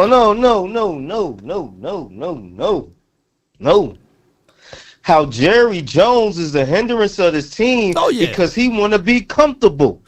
Yeah. I mean, hey, if you long, old, and gray, man, you want to go out comfortable, right? You don't want to go out, you know what I'm saying? But you also say you want to win all these rings, but you don't want to hire the other persuasion because you uncomfortable. Yeah, it comes with it, man. You know what I'm saying? Man, it comes with it, man. So, I mean, it's like he don't want to win then. Him and his son don't want to win, so stop saying, oh, I want to win for my dad. Oh, the grandkids in the documentary, we want to win. No, you don't. Well, they want to win their way. Their way. They just want to win their way, though, 100 grand. You get what I'm saying? You see the other persuasion of coaches doing their thing, and you not going to go hire the best man for the job? Because you want to be comfortable. I think it's not Jerry. The sponsors run this football. Oh yeah. It's always a bigger person. Yeah, Jerry. The sponsors run your football team. Yeah. You don't run it. You claim to be a billionaire, but you're not. Right. The sponsors run the team. These other people run your team, not you. Mm-hmm. Yeah. Yeah, you seen what that money that Kevin Hart just got? That guy that signed him, making over $90 billion with a B. I think his deal itself is going to be like north of $4 to $5 billion. There's always, you got to answer to someone. But you can't say long. Yeah. And you want to go? I want to go out the most winning GM. If you ain't gonna hire the best people for the job, they talked about how the Vikings coach ran circles around us and how they was glazing him and how great he was and how awesome he was and how so much respect they got for him, but they won't even interview the man. Yeah, because it got to be my way, man. It's the Cowboys' way. You know what I mean? It's just for what it is, bro. And I hate that we, you know. You know what? And it's the fact that we won't stand up and say nothing either. We do all these hashtags about we want this coach, we want that player, but we won't hold their feet to the fire and put you won't hire the other persuasion hashtag and let that trend on Twitter. Because and it ain't it's not all about color. But that's the best coach out there, and we all talk about getting the best coaches, and you don't go get the best coach. You get second best because you want to be comfortable. Yeah. And that's not even second best. You know what comfortable mean? Yeah. I can control you. Facts. A system of control. System of control. That's where we at. But then you talk about how you want all these rings and all this and that. The two don't match, Law. The two don't go together. So what are you getting? Free game, right? I mean, that's what's going on. We can all say, "Oh, I want a six pack," or I want to have the broad shoulders and the muscles and stuff. But if you ain't in the gym, if you ain't working out, if you ain't eating right, you're not going to get those things. So when Jerry Jones lamented the fact that he want to die leaving the legacy of having the most rings as an owner, that's not finna happen unless you do the things in order to get you there. That means stepping back a little bit, let football people be football people, and stop putting your meddling hands over everything. Yeah. And he's not going to do it. Let's say, okay, they praising Jim Leonhard. They praising this man. Right. Now, Law, if what you said was to come true, we get Jim. We get the guy that I think is better than Jim. Let's say we get him on the staff. Let's say we get this. Everybody that we think is better or on par, we get this whole grandioso staff. Right. And then Jerry Jones steps back. Oof. Oh man, that turns everything around. Now we got all the minds in the building now. Now let's go and let's boogie now. Well, where you going? Where the butt at? Let's go and but is Jerry Jones going to do it? Now, to a degree, he has done it. Yeah. You got to go all the way, Jerry. You can't dip your toe in the water. You got to put your whole foot in there. You can't just dip your toe in there. He dipped his toe in there this season. You got to put your whole foot in there next season, dog. All right, Preacher 100, Greg. Come on with it. You gotta let it all go, man. Yeah. And let the head coach do his job. That's what you gotta do, and that's gonna get us to the promised land. Come on, it's gonna get us to the promised land. Because you see what these other teams are doing. These other teams are cutting their fat. Let's go. We got to go. We can get up out of here. We getting these young guys and let's boogie. You think the Eagles ain't going to get a young offensive coordinator and say, let's boogie? So our defense got to be on point. Our defense got to be on point all the way. Right. You think the Eagles just going to stand back and get a retread offensive coordinator? I don't know about that. Nah. They're going to be hungry. The Super Bowl with Kevin Moore, they might get a young mind like that and say, let's go. Mike McDaniels, baby. But you know, it could be a thing there because they don't operate out of comfort. Now, granted, I'm just as happy as any other Cowboy fan that they lost, but I do know that come with territories of when you lose and you pissed off about it, you do something about it. And that's what they're going to do. Not to give them any praises, though, but that's just what they're going to do. You right. And Law, we ain't the only organization that operate like this. The Giants operate like this too. When the last time the Giants had a black head coach? They ain't never. And look where they at. Jerry Jones, look where the Giants at. They treated it ash. Now, again, this ain't about color, but if one of the best minds is I don't care if it's a woman, you go and get her and let's go. Well. Let's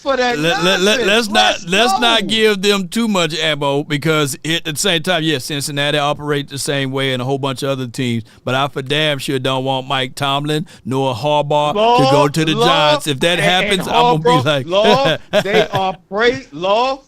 Our nightmare might come true because that's the number one guy. That's their number one guy. Listen. We can't play around, man. Yeah. We can't play around. He might come over. He might come over, and he got a younger team. They're young. The defense is better. Man, listen. You think they can't? Let the AI speak. I got Dr. Q. Got Dr. Q with a super Warner chat. C1's $5. Law, that's what I was saying. That 100 grand is speaking. He says he agreeing with you. He threw $5 in the collective pool. He said that basically 100 grand. That is what he's saying, and I get. I took what Dr. Q was saying. 100 grand, right? And I'm not Dr. Q. I'm not towing the fence. You get what I'm saying? I'm not saying that the Cowboys would not be successful because they're not going out there getting the best. I'm not saying that either. Right. Don't get what I'm saying misconstrued. Don't get what I'm saying. Yeah. If that's the better option, go get them. If the other persuasion is the better option, go get them. Let me ask you this. Let me ask you this, 100. 100. Was Schottenheimer the best option last year as the coach? No. You can clearly see there's a lot of people saying Ben Johnson. There was a lot of people saying Vrabel. Yes. There was a lot of yes. And all of them people that said Vrabel, Ben Johnson, these guys were right. You know what I'm saying? Because those guys got alpha male mentalities. They're not finna sit around and say, hey, Matt Eberflus, there would have been some fisticuffs in that damn locker room. It's not about you get what I'm saying. Shoddy is too friendly, man. You need to get out. Shoddy, you wanted to be a head coach. You got your job at being a head coach. You going to lose your shot at being a head coach if you continue to go down the path you going. You got to grab your nutsack and let's go. Enough of being friendly here, man. You trying to win some games. You said you want to win some championships. You can't do it being friendly, dog. I know. You cannot do it being friendly. Now, is this defensive coordinator? I see you saying, listen, I'm going to get my guy. Maybe he realized, maybe that could be that. That could be that. To in defense of Schottenheimer, that could. But that's us hoping and wishing, right? We're reaching right now. Right.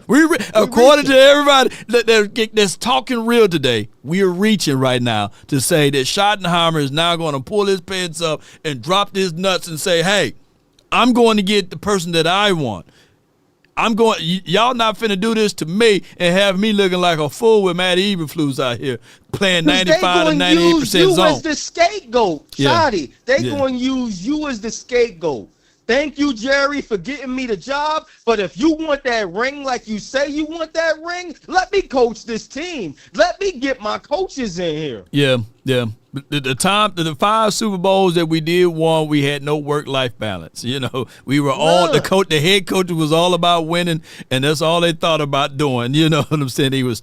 I think that Shotty wants to win, and he's all about winning. But when you gotta kind of toe the fence with the Joneses and kind of want to, I don't want to, make Jerry feel like he's not involved and Stephen Jones feel like he's not involved. And I'll let you make the decision here and I'll do this. You're not going to win like that. You're right. You're not going to win. And like I said, Jerry Jones has stepped back because, come on, man. CeeDee Lamb and Pickens sit the bench. Yeah, for that series. But come on, man. Other guys sit the bench, but other guys that should have set the bench didn't. You see what I'm saying? If you're going to go all the way, you got to go all the way and do it. If you're not doing what I need you to do, we're going to sit you down. Blue should have been played, but I understand. Now that I get more clarity about Blue, it's the style you got to play. Like, this ain't college, dog. You can't just say, give me the ball and I'm going to run. Nah, it don't work like that. These other guys on these other defenses could play too. So I get the learning curve with Blue. And we've seen how it was with the last game and how got a super chat. Got a super chat. Warner C1's $5. You never see Bob Kraft doing that BS. No doubt. That's all I am saying. Hell yeah. Shout out to you, Quentin Warner. He's talking about the coach Robert Kraft. You never seen him doing those type of things. No, and look where they at now. Look where they at now. That's the only reason why I want the Patriots to win the Super Bowl or the Rams or to a degree the Seattle Seahawks. Them are my three. Maybe you can throw in Denver, but I'm really want the Patriots to win so that Jerry Jones can see before he hit that dirt and go in the grave that that's how you supposed to run a franchise and organization. Be the guy, be the figurehead, but step the ass back and let somebody else. You go ahead. Now hold on though. Don't shake me now. Hold on. What you about to do? What you about to do? What are you about to do? We have heard some stories that Robert Kraft did kind of meddle a little. He meddled, but he don't meddle as deep as Jerry. As deeply, you know. He meddled though. He ain't all the way falling back. That brother would cheat away. He cheated away, you know. They said TB12. You don't supposed to have independent players jerseys being sold on the premises. To counter that. I'm not talking about that. No. What you talking about? That little quarterback or coach thing, and Kraft saying, look, that's my quarterback. You gonna go before him. You get what I'm saying? Come on now.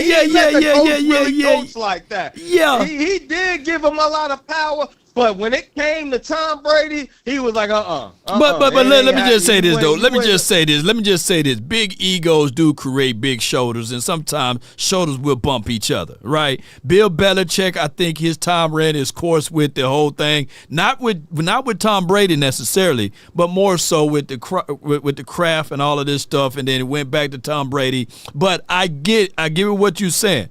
But this is the one thing that I can say. Kraft manipulated the system. He, like all of these folks saying, well, Tom Brady took a discount. No, he took an illegal discount too, by the way, that the NFL should have sanctioned, and they should have took away some of these picks and money away from Kraft. But that's a whole nother story. The same thing. Don't get me wrong. Jerry do the same thing. Yeah. You know what I'm saying? We'll give you some oil sales and all that stuff. He do the same thing. Only difference is he didn't get caught yet. But come on, man. Look at Emmitt Smith. You could be partners with me. Jerry Jones out in the open with it. He'll tell you out in the open. He ain't gonna hide it. Look at Jerry. Come on. Look at Emmitt. Look. Hey, in closing, because I see some more people in the chat, man, in the lobby area, man. And another team that meddles too, and it backfired on them. Them Commanders.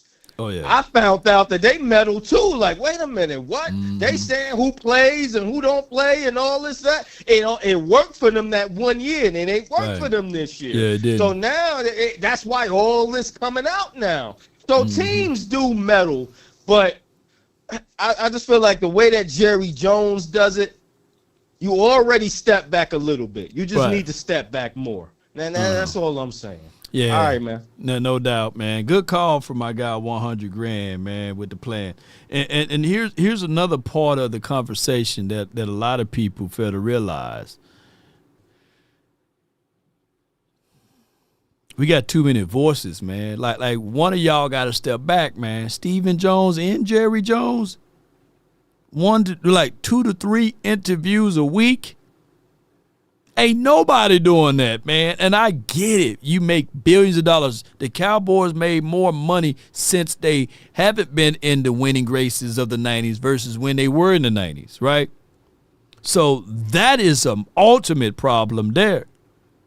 Don't y'all know how much information the opposing ops basically got on us? When you got Jerry Jones speaking on a Tuesday, you got Stephen Jones speaking on a Wednesday, and before anything can get back out, Jerry Jones, here he go again on a Thursday, and then you got his son on a Friday, right? That's a lot of information, a lot of detailings, man. Nobody else doing that.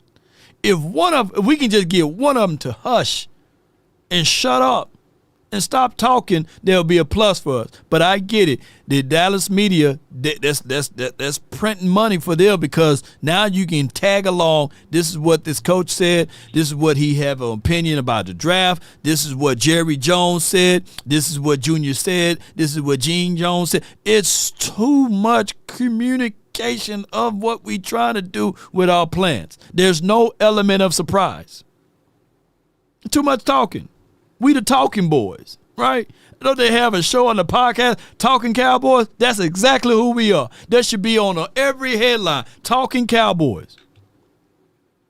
We don't have no element of surprise. We are already channeling in who we going to draft. We be knowing who we going to draft 2 or 3 days before the draft. If it's an offensive lineman, they start talking about it, we drafting that offensive lineman. Talk. What the results are. Now we're going to talk about wagon masters. We're going to be talking about spleens and shorts and strokes next. That's just for what it is. I guess this is what it is. I got my guy A. Lou from the 304. You live on the Nation, man. Talk to me, man.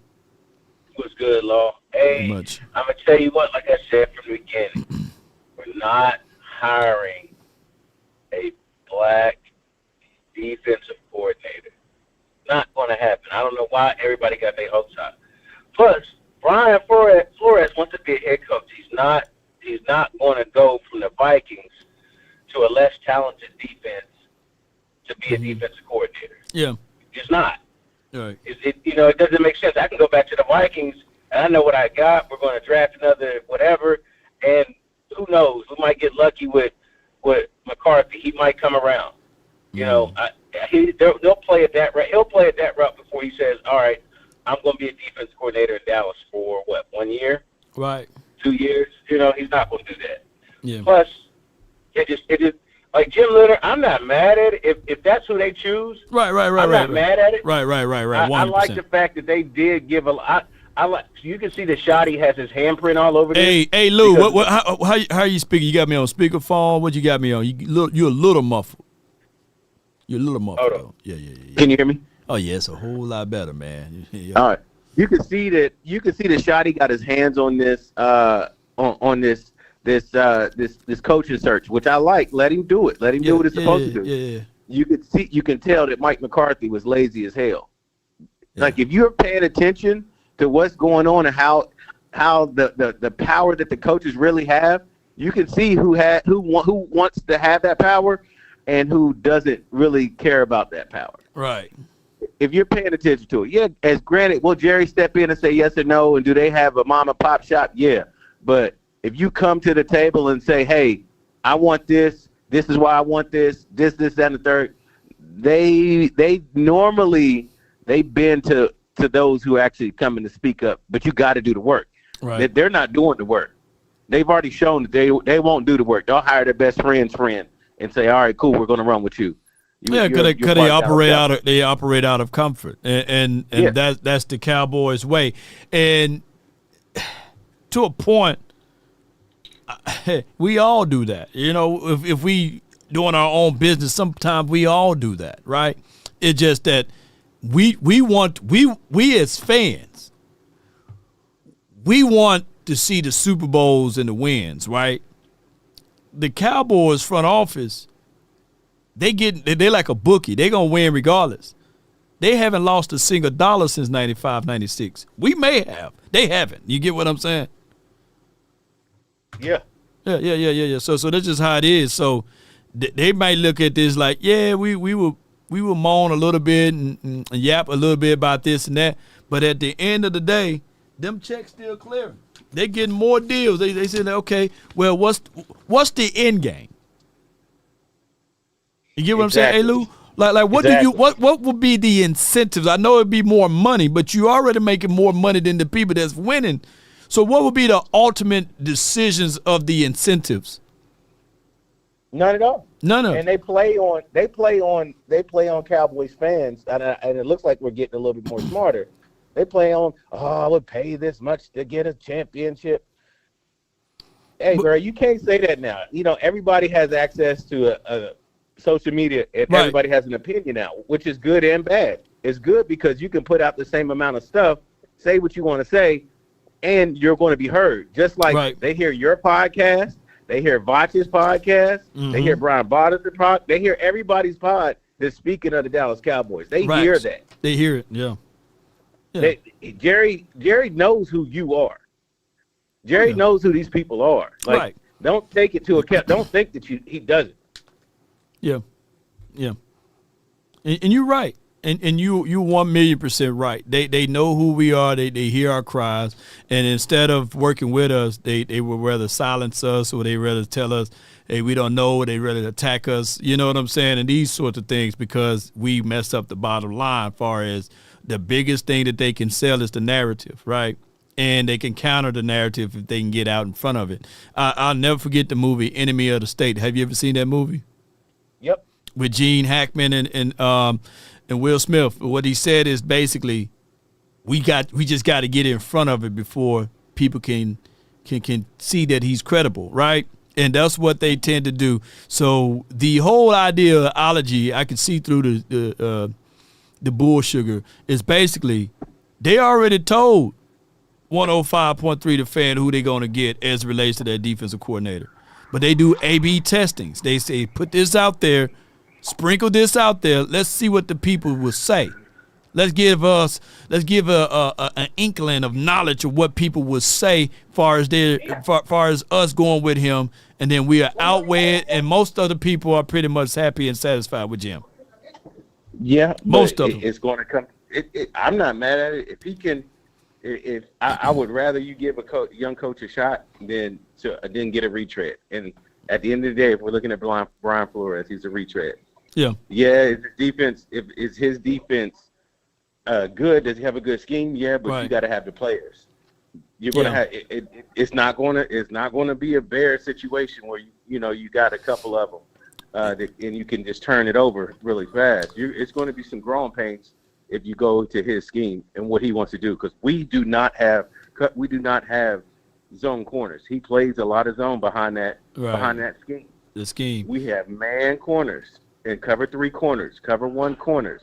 If you do not know how to adjust and you want to sit there and say, all right, this is what I'm going to run, Matt Eberflus, you're going to have the same situation. You'll be back in the same situation. And just let me just say this too, to put everything in a different perspective. Would you want to have this same conversation again next season?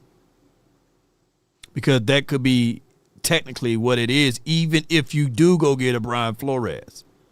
He's not going to be sitting back chilling and saying, yeah, I'm going to stay another year. If you get Brian Flores, and I'm not saying that if we go straight to the Super Bowl, it could be a possibility that we don't make it to the Super Bowl, and now we're having this conversation all over again, right? Like who's going to be the DC, where he's going to go. Because there's 9 openings right now. I'm quite sure people's like, you know what? He worked in Dallas. Let me go ahead and go get it. Let me go pull him from the Dallas. We don't play the money game. Jim Leonhard, though. That's what's going to happen with Leonhard. Regardless, if he comes here and does well, we're going to lose him next year. Again, the only way you lose Jim Leonhard if you go lose him to being a head coach. So you mean to tell me he will be here for 1 year and somebody say, hey, I'm going to make him the head coach? That's a blessing right there. Boy, I wish y'all had some of that Leonhard luck, man. You know what I'm saying? Yeah, but you already know how that works compared to him and us. You already know. Yeah. We're at a point now we don't have to sugarcoat it. You know what it is. You know what's going to happen. You know how he's going to be viewed. Mm-hmm. You come to Dallas and you do well. You know how that's going to be viewed. Right. So it's just part of the game. It's something you got to get over. Those are some of the hurdles that you have to understand.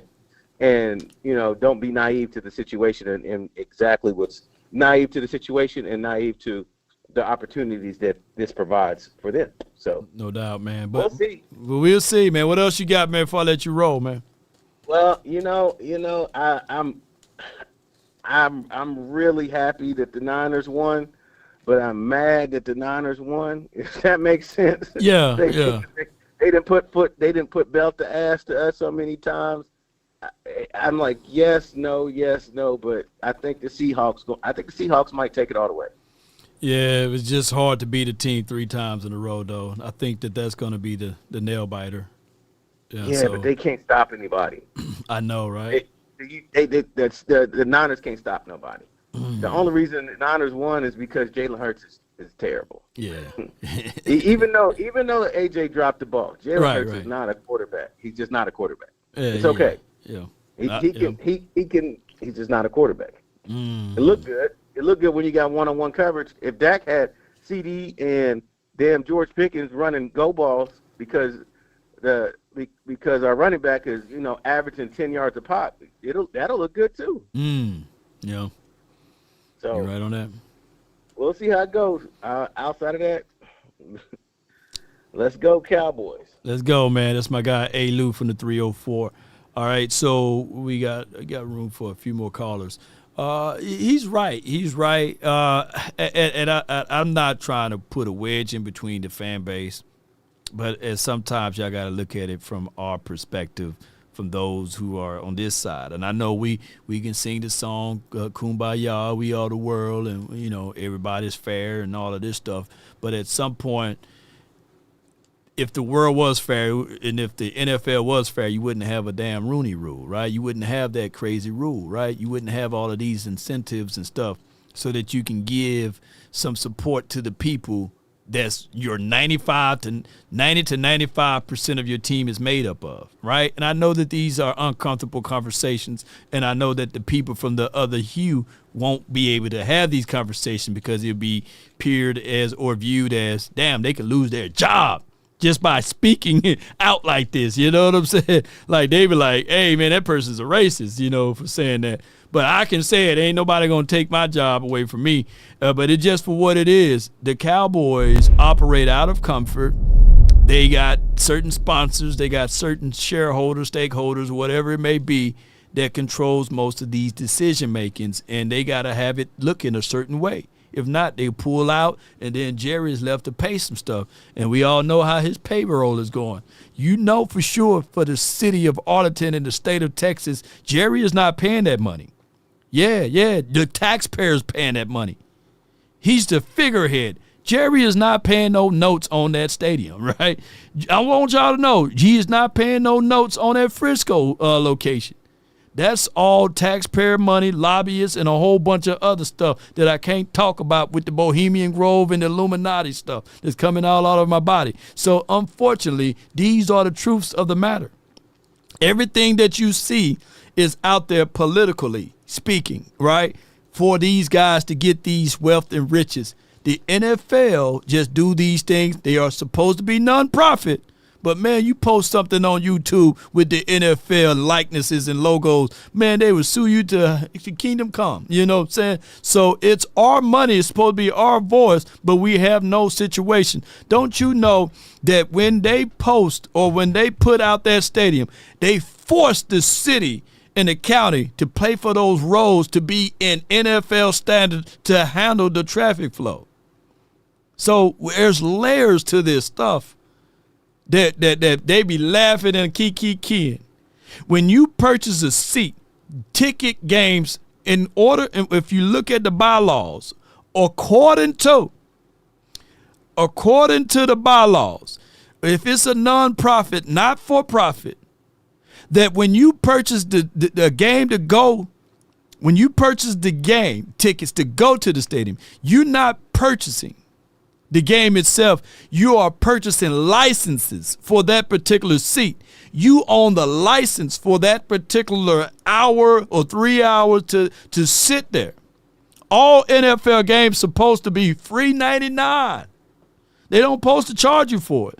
But by antitrust laws and lobbyists and all of this other stuff, they have to associate a fee so that you can get in there.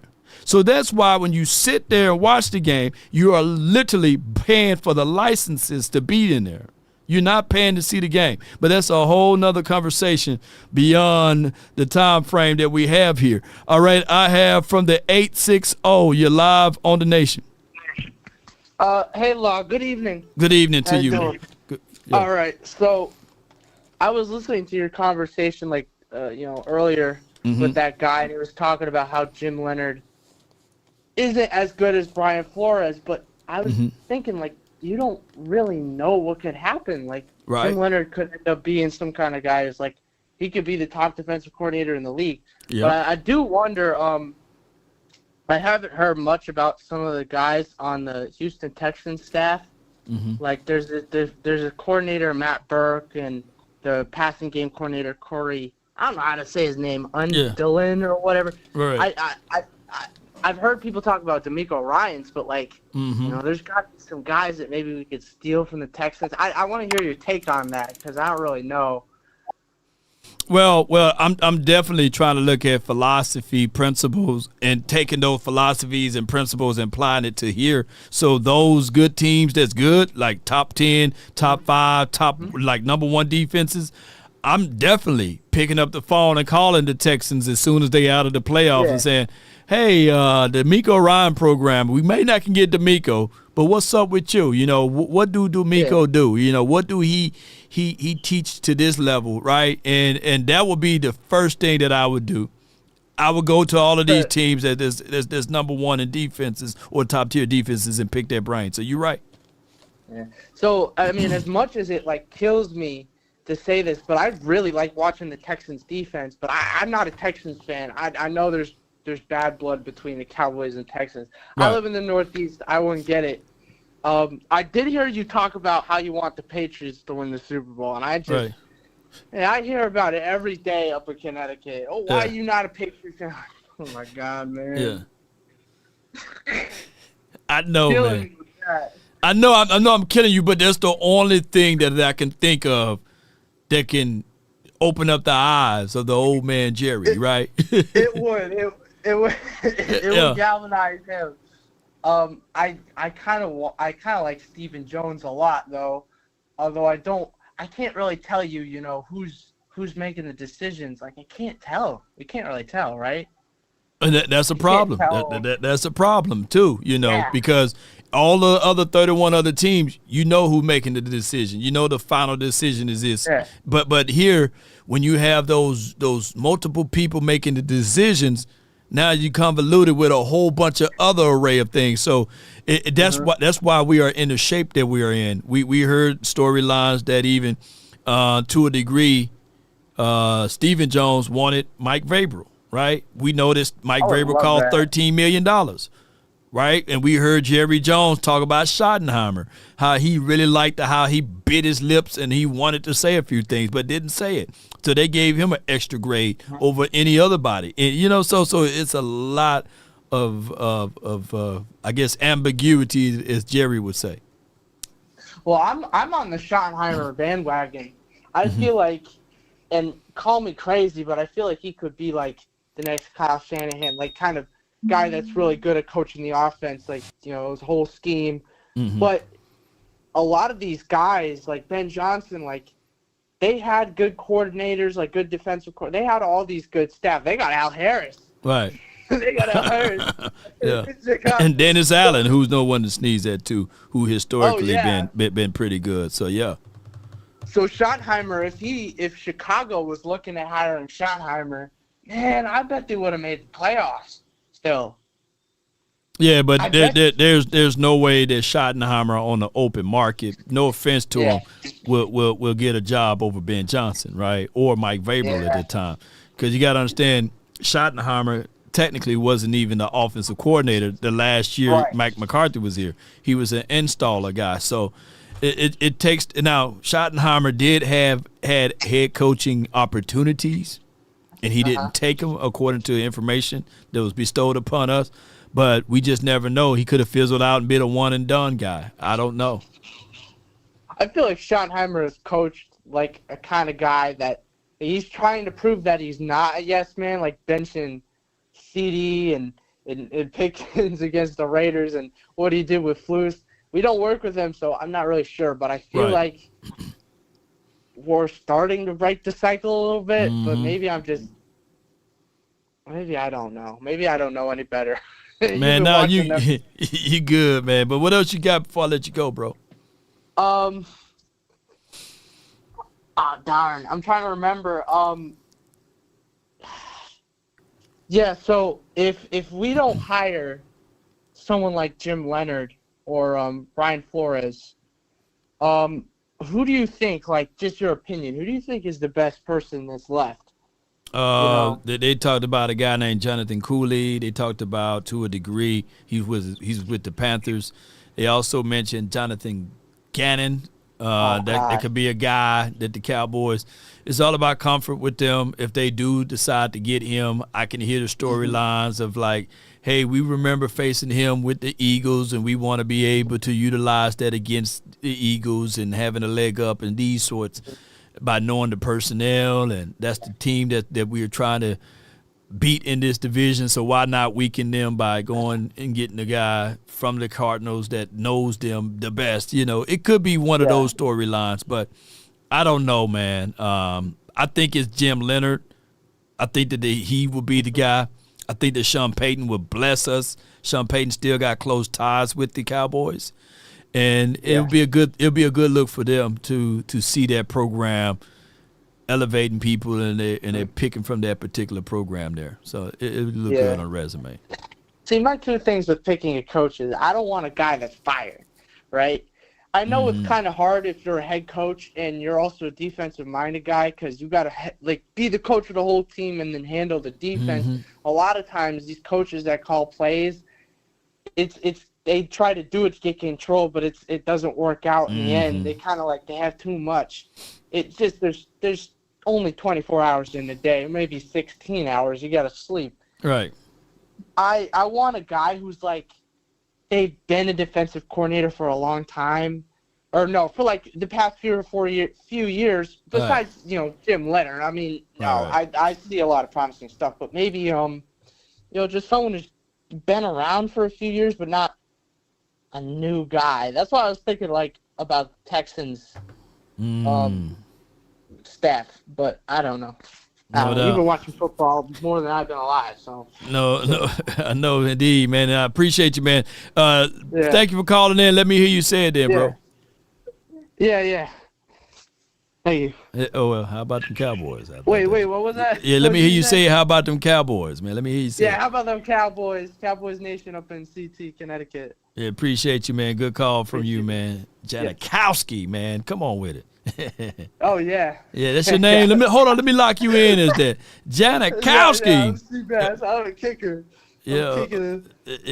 Hold on. Let me go to this name right quick. Set name. And we're gonna go Janikowski. There we go. I got you, man. Appreciate you, bro. Yeah, thank you. Yes, indeed. Good call from the youth, man. Janikowski is his name, man. If y'all called in, man, I appreciate y'all. Y'all can circle back tomorrow. I think this is what I'm thinking. Jim Leonhard would be your defensive coordinator. Your linebacker coach would be Zach Orr, which is a good combination between them two. You getting somebody, both guys that played the game, chef kiss, right? And Zach Orr, he's from Dallas, graduated from DeSoto High and all of them things, went to UNT. That's just match made in heaven for that guy, right? And I think your D-line coach, they're going to go with the retread thing with Aaron Whitecotton. I think that you keep him here, even though the D-line wasn't as spectacular as it should be. But I think that when they said that they interviewed him, they said, hey, come here. Come here to my office, man. Shut the door behind you. All right. This is an NDA. Don't tell a soul. We want you back. And he's sitting there thinking, damn, I thought y'all were going to let me go. We want you back. Not in the capacity that you thought, but we want you back as the D-line coach once again. Right? Zach Orr, come here, man. Come here, brother. I'm going to let you talk to Willie for a quick second. Willie sit down and talk to him. And Willie say, hey, how you doing, man? Yeah, I'm doing good. How was it working with Austin Newsom? Yeah, I knew he was good.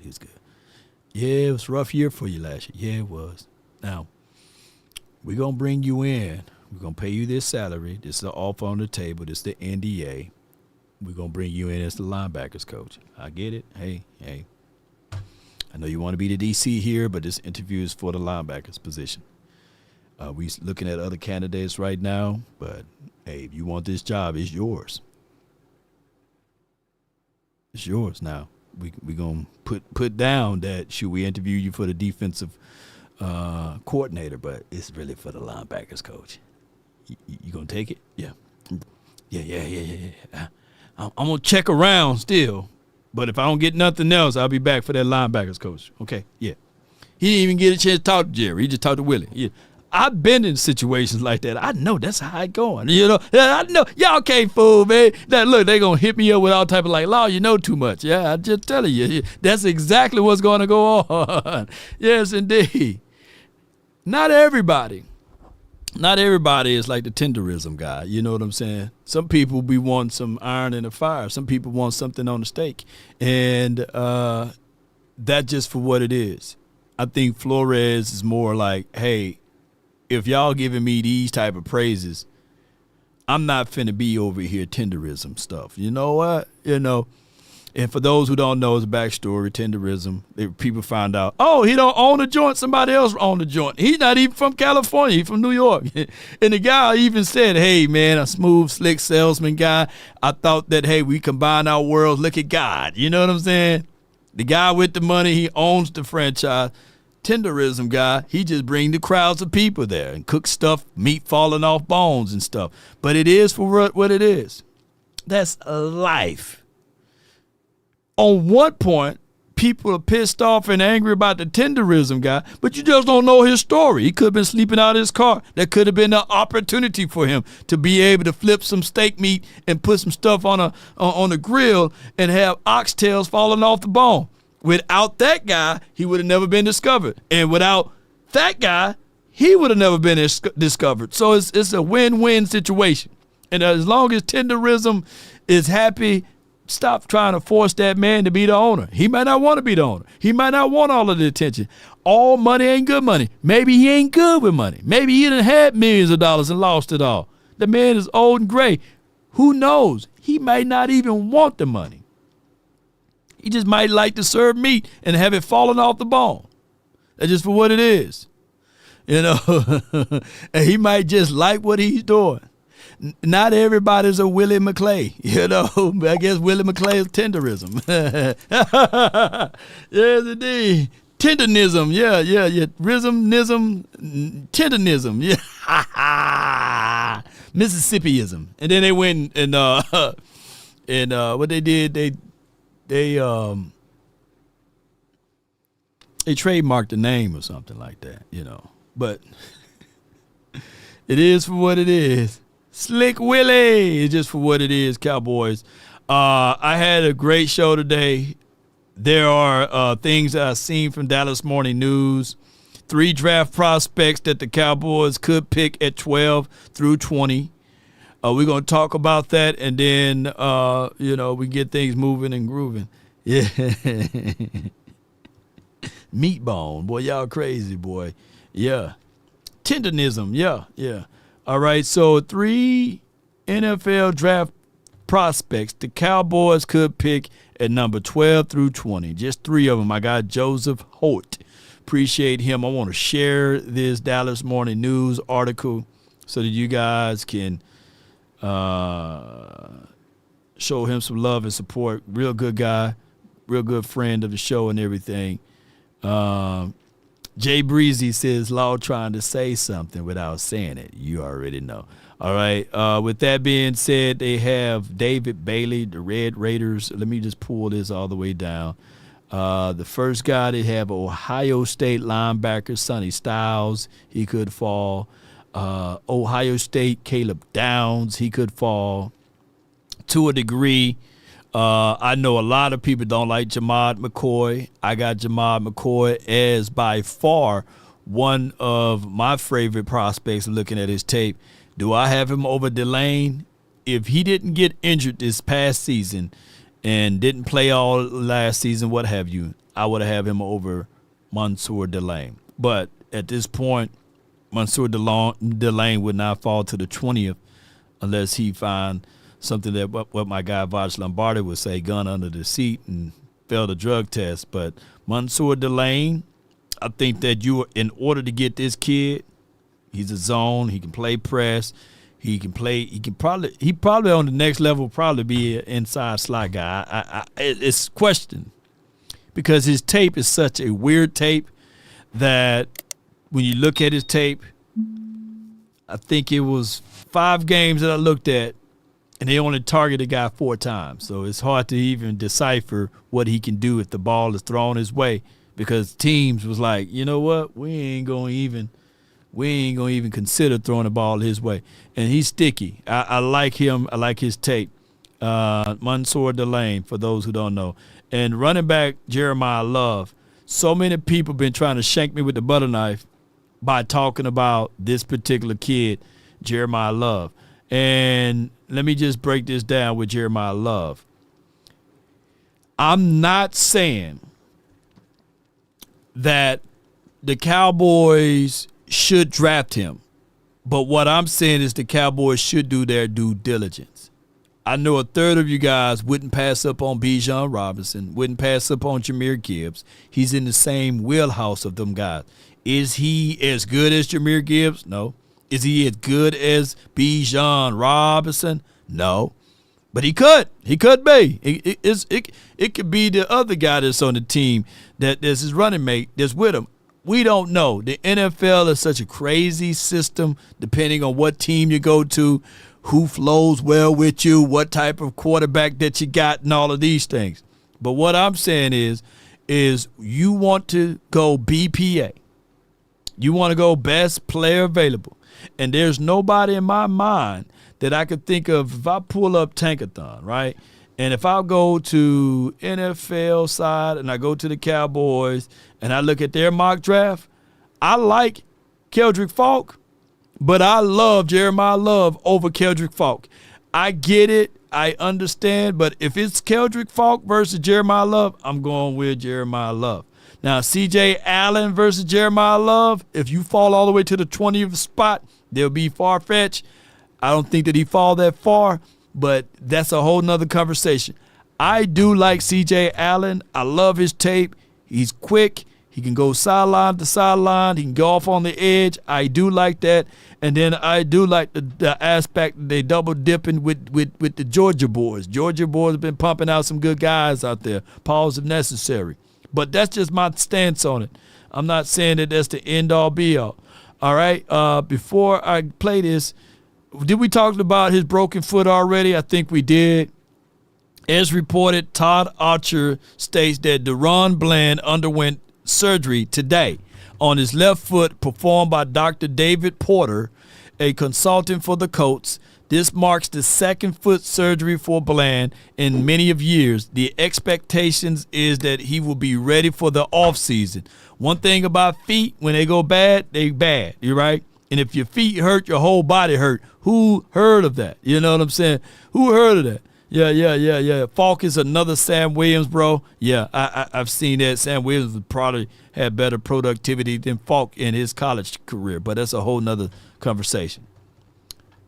Javonte with Love. Ooh, that would be nice. Yeah, but we got to sign Javonte with the right proper pricing too, by the way. Those are things that we have to consider. Also, before we go any further, I would like to see if you guys can show some love and adulations to the 57th NAACP Image Award. I got my guy, Just Hill, Dr. J. He's been up for that award. If you guys can, I'm going to submit this link over.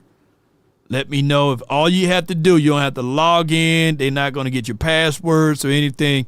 But if you guys can do me a huge, gigantic favor, go to this site right here. Click on Just Hill, Dr. J, Just Hill with Dr. J. He's a local Dallas guy over here. He's from Mississippi, though, by the way, but he's in Dallas. And vote for my guy. Vote for my guy if possible. And just put Dr. J in the chat or DJ in the chat once you did. And that'll be something that I really appreciate you guys on that situation. This is not the doctor that did the surgery on Bland's foot, by the way. But this is a doctor of the minds, of the psychologies of these type of things. Is that the same doctor that worked on them bones extension law? No. Can Bland play free safety? I know he can play center field like a baseball type of thing, right? So if Bland is on top of the roof, I think he can. He got good vision. Keep in mind he was like a kickoff punt return guy and his college careers or what have you. So he's good in space. Bland will be one of those guys that after he finishes DB as it relates to cornerback role, he might go to the DB for safety role. Appreciate you, JV boy. Appreciate you, man. And thank all of y'all for that support, your love, and adulations. Without hesitation or deviations, if you guys enjoyed this show, put a 4 in the chat. I really appreciate that. And let's continue to grind and shine, baby. Rico, appreciate you. They say the path of the righteous man is beset on all sides, right? But ladies and gentlemen, as we depart from my studios to your home or wherever you may be, listening in to me talk about these coaches, if I offended anyone, please just charge it to my beard, not my heart. I love all of you guys. We may not look the same. We may not talk the same. But baby, our passion is right here with the Cowboys. We love this team. That's our only fault. That's our only fault. Some days I'll be sitting back thinking like, oh man, if I didn't love this team, I'll be better off. But I wake up every inch of my life, open up my natural eyes, and I'm thinking, thank God, G-O-D first. But I'm looking at these Cowboys second. I look at these Cowboys before I brush my teeth, before I can wipe the crud out of my eyes, before I can play in my beard and it feels good. That's a problem. I have a mental problem. I do. Look at my African American over here. Yeah, I do. Trump, can you pass a bill into law that we get a check from the government for us being such and so in love with the Dallas Cowboys? Can somebody, anybody? Because I know Rico loved the Cowboys. I know Big Benny Rich loved the Cowboys. I know Seabass, Dark Terminator? Terminati? Yeah. We all love the Cowboys. We bring the phone wherever we go, looking at the updates. That boy Seabass says, before the morning dump, and I guarantee you, you feel bad if you're on that can and you don't have your cellular device. Listening in to the updates, you'll feel lost. You'll be like, oh no, I can't take a good dump without my phone and seeing what the Cowboys going to do. There's somebody right now, ladies and gentlemen, on the can listening to me. Flush twice and spray that poop spray around. Yeah, but neither here nor there. Ladies and gentlemen, tariff checks. Yeah, come on, Trump, send me some, man. Now, I ain't gonna cape for you like them damn Hodge twins, though. But send me something, Trump. Brother needs some Oxnard funds. You got billions of dollars. Jerry, you too, send me something. But neither here nor there. Ladies and gentlemen, boys and girls, I was watching and I was reading, and they said 2026 is the year of the horses. Meaning that it's already predicted that a team that's going to have a horse going to win this year. And I said, damn, Denver Broncos winning the Super Bowl. And if they win, I'm going to listen to that dude again, the Illuminati guy on TikTok. He was saying, this is the year of the horses. The horses, there's going to be a lot of things dealing with horses. If that brother is right, I'm going to say, hey, man, Can you tell me the year of the lottery? I need to get that Powerball real quickly. But neither here nor there. Ladies and gentlemen, I need for next season to be the year of the stars. The year of the Cowboys. The year that the Cowboys can be victorious to a degree. But if you want a thing bad enough to go out there and fight for it, to work day and night to give up your time, your peace and your sleep, if all of your desires of it makes you quite mad, that you don't get tired, and it makes you hold everything tawdry and cheap, if life itself seems empty and useless without it, and all that you scheme and dream is about it, if you'll gladly go out there and sweat for it, fret for it, or plan for it, or lose all terror of your mind like the Tartarians. If dogged and grim and besieged and beset with the help of Almighty G-O-D, ladies and gentlemen, as Stephen A. Smith would say, stay off the weed from Seabass. You will get it. That's been my time. I really thank you all for yours. Come on. Tell them run it up. I wake up. Roll. I wake up, flex, I'm down that check. No drip this wet. Tell them run it up. No sleep, no rest. Might crash, might wreck. First I stretch. Tell them run it up. I wake up, flex, I'm down that check. No drip this wet. Tell them run it up. Shout out to Fanatic Live, baby. Fanatic Live sponsored this show tonight. Appreciate y'all. Be sure to check out Fanatic Live. Download the app. Download the app, baby. Where I'm at, I'm number one. Come on. The first one in, the last one out, can't call me Liz. Click this link right here. Yeah. I need 6 rings like MJ. And Fanatic Live, let's get it. I wake up. Law, do me a huge favor for the nation. Subscribe, click that link for Fanatic Live. You don't have to pay me anything. You just click on that link. Subscribe, download, and just tell them Law Nation sent you. Come on to the Fanatics. Call up Nigeria, come through in a hurry. Those London boys don't come to play, you should get worried. Yeah. One false move, find yourself, they getting buried. The Tartarians selling quarter horses. Boy, I want me a Tennessee Walker. Boy, you ride on a Tennessee Walker, you don't want to get on a quarter horse. I'm on the come up, bet I live up to my name. Clydesdale, come on. Law Nation, tell them. Shout out to all of the people that donated without hesitations nor deviation to the matter. Thank y'all for y'all support. Love y'all to the stars and back. Robert J, appreciate you. Dr. Q, thank you. Eric Stewart, appreciate you. Let me turn into Eric Stewart. Eric, hush your mouth over there. Hush that beak. DP, appreciate you. And last but not least, Sadiqa Charles, thank you so much. And Twin said thank you for sending him that 25 lighters on the dresser. Shout out to you. 82 says love the outro.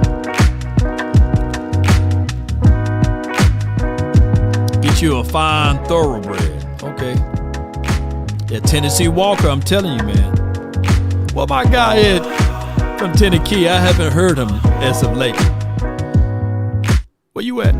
Take a drag of my cigarette. Come on. Breathe me out, breathe you in. Yeah. Take a bite of my burger, babe. Save the last bite for you. For you. Ooh. Don't let the street lights hit you all alone. Don't let them hit you, baby. No, D in the chat, the longest outro on YouTube. Longer than Shaq beat combined with Wemby's back and Jay Leno's chant. She swallow. Oh, my bad. Wrong song. Come on. Wherever you go, whatever you do, play it too. Shout out to you, 82. Keep doing your thing, Lord. Glad you're doing big things, bro. Appreciate you. I don't know how to say your name, so that's how I ran all over. That's why I just said 82. Shout out to Sleeper. Appreciate them for sponsoring. Frenkel and Frenkel, personal injury lawyers.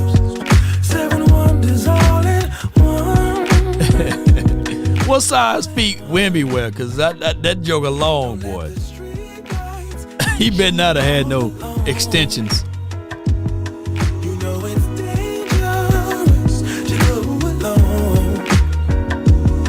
Don't let the street lights hit you. Can I be your player too? Thank you. I follow. Whatever you David Jenkins, my brother. We moved Cowboys Collective during the off season to one show a week. So, ladies and gentlemen, there could be a process of me and Boss Cowboys Sports kick open the final word. The final word. The final word. We're just working on the times and all of that. And then we do need to hit a reset button. We do need to give y'all less content. Yeah. If a baby grain can fly, fly on, fly on, fly on, fly on, fly on. And remember, sounds of soft souls and hits and oldies for all of Eagle fans. Where y'all at, man? Ain't nobody calling me, texting me, paging me, asking me, are you still involved? Calling me, texting me, paging me, asking me, am I still involved? Y'all usually check on me. Listen. I'm still involved. Hey! I'm still them boys. Thank you. JV boy, the final word. The final word. Them boys, I'm still them boys. Yeah. I'm still them boys. Yeah. I'm still them boys. Call and check on me. Hey, I'm still them boys. Them boys.